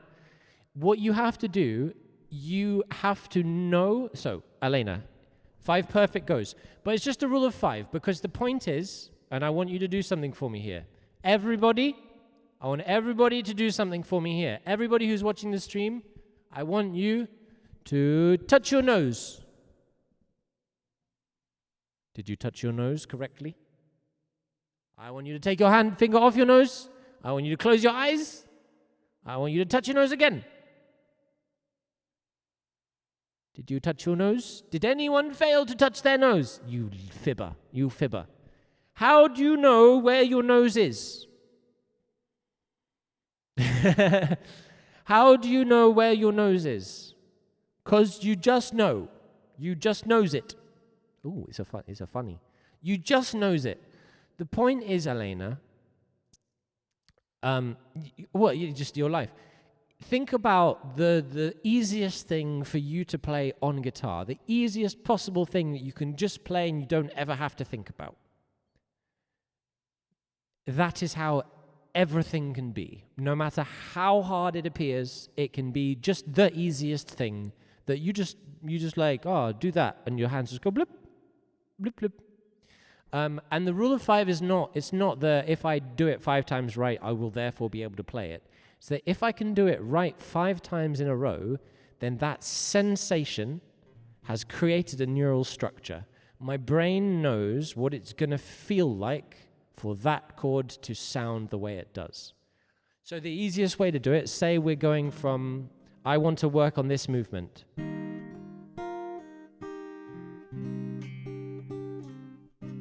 Now I kind of sped through it, and you can see my fingers were a tiny little bit hesitant. They were not quite, and there was a thing. So if I really wanted to nail that, the first thing I would do is I would rule of 5 it, and for the rule of 5, you can go as slow as you need to. You should go as slow as you need to not only get it right, but to always feel like you're gonna get it right. And if you're not feeling like you're gonna get it right, then slow down, because that's what you need to build. So I'm gonna do just that first section. I'm gonna do it with the rule of 5, demonstrate this is still, it doesn't change. This is how you will be learning stuff in 20 years' time. It's how you will learn stuff at the beginning of an instrument, the middle of an instrument, at the end of an instrument. On all the instruments, always.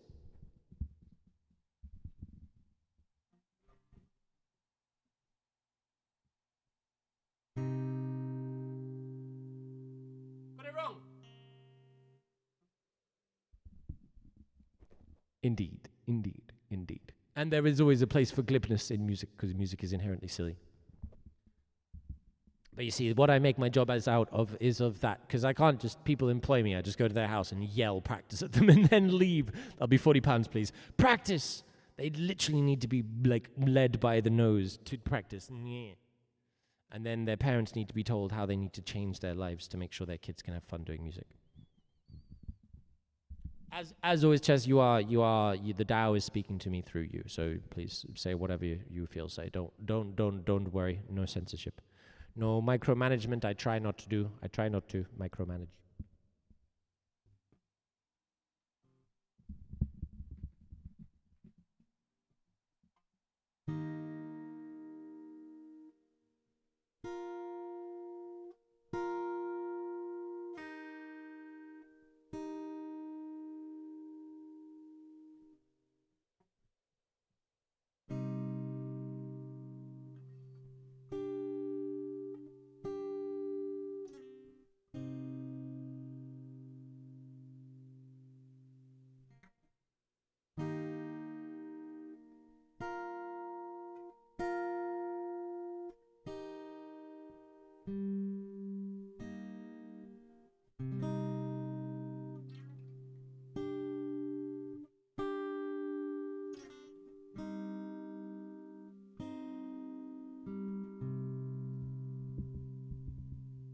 I'm anglicizing y'all, innit?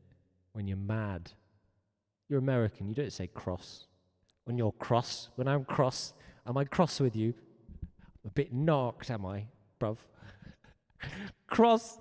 I love it, I love it, I love it, I love it, I love the Englishisms. I love it, I love it. It makes me happy. It makes me happy. Cross is I'm cross. Especially when it's like a little girl. I'm cross. I'm very cross with you, mummy. I'm very cross with you, mummy. It's just so adorable when the little ones are cross. I'm cross. I'm very cross.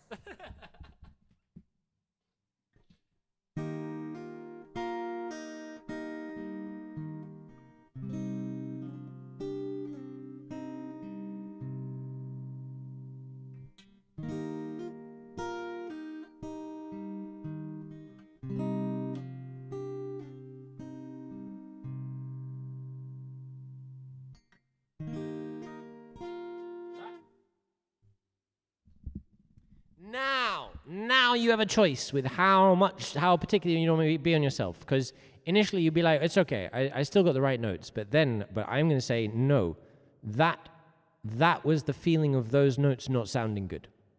That was not a feeling I want to practice. I now am being super disciplined with myself. That happens, I'm like, no, that's a mistake. We go back to the beginning. I want everyone to be perfect. Now I'm having to decide how I want this little finger, because I actually think this finger is going to bar those two, and that feels very weird. But I'm using my muscle to put pressure on that joint, and I'm not sure that's the best idea. Let's see, because my muscle there is very much overdeveloped, so it might actually be too much pressure for that joint. We'll see.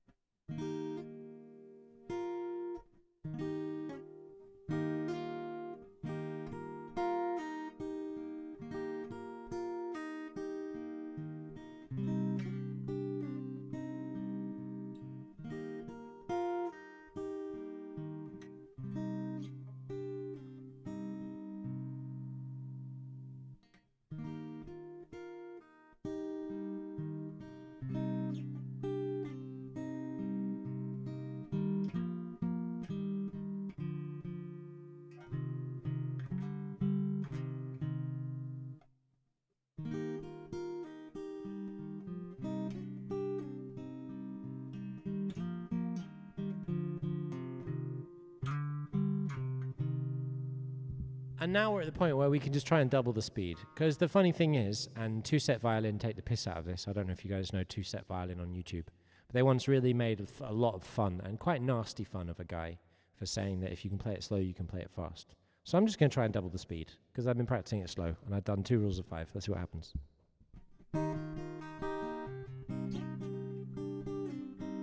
Like almost.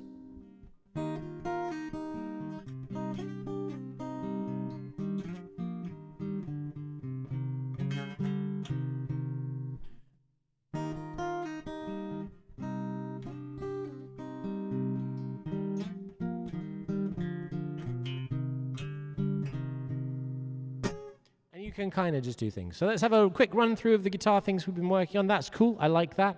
That's actually quite complicated. We got some interesting intervals and some slides with our little fingers. So it's not quite as much as, these guys, but it's on it.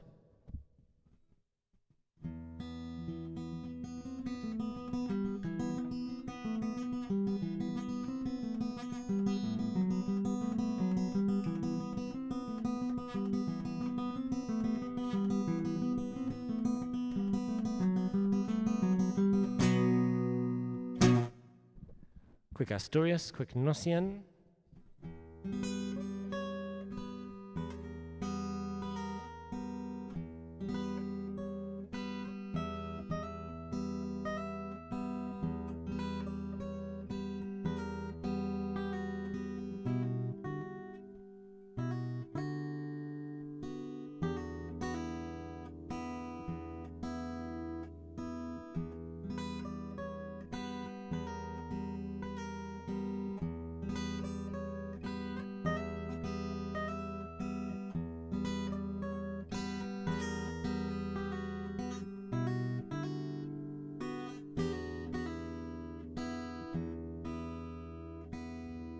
And finally,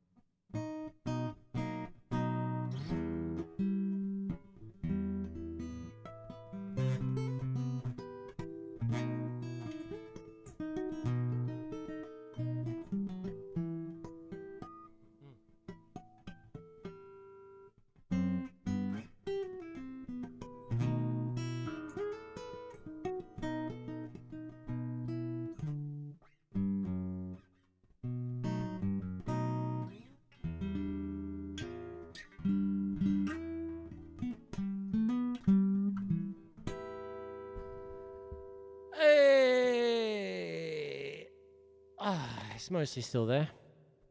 You're gonna love my piano request, Haslan. Oh, do it.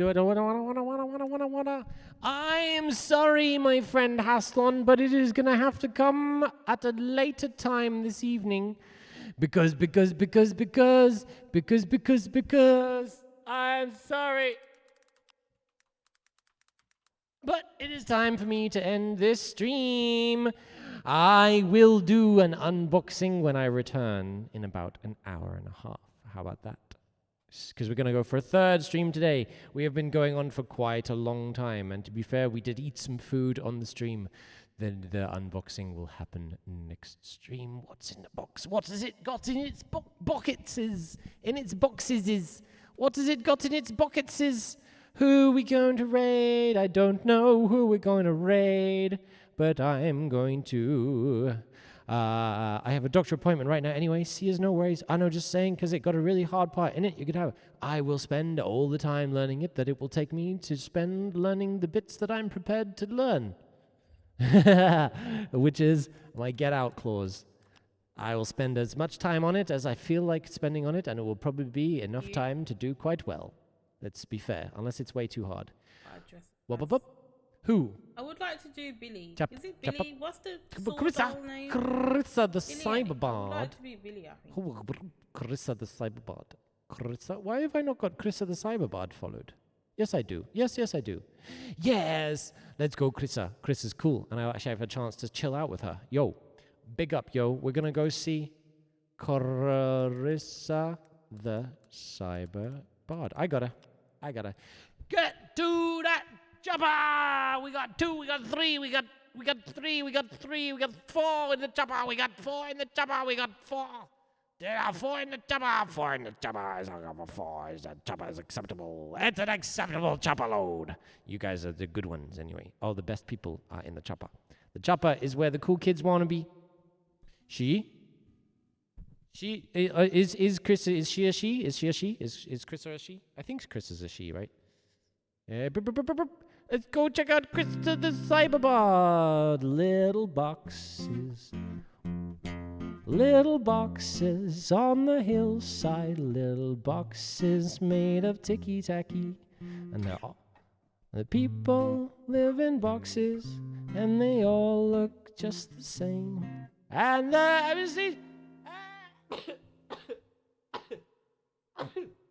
and the pink one, and the blue one, and the green one, and the yellow one, and the people live in boxes, and they all look just the same. I'll see you guys later. Bye now.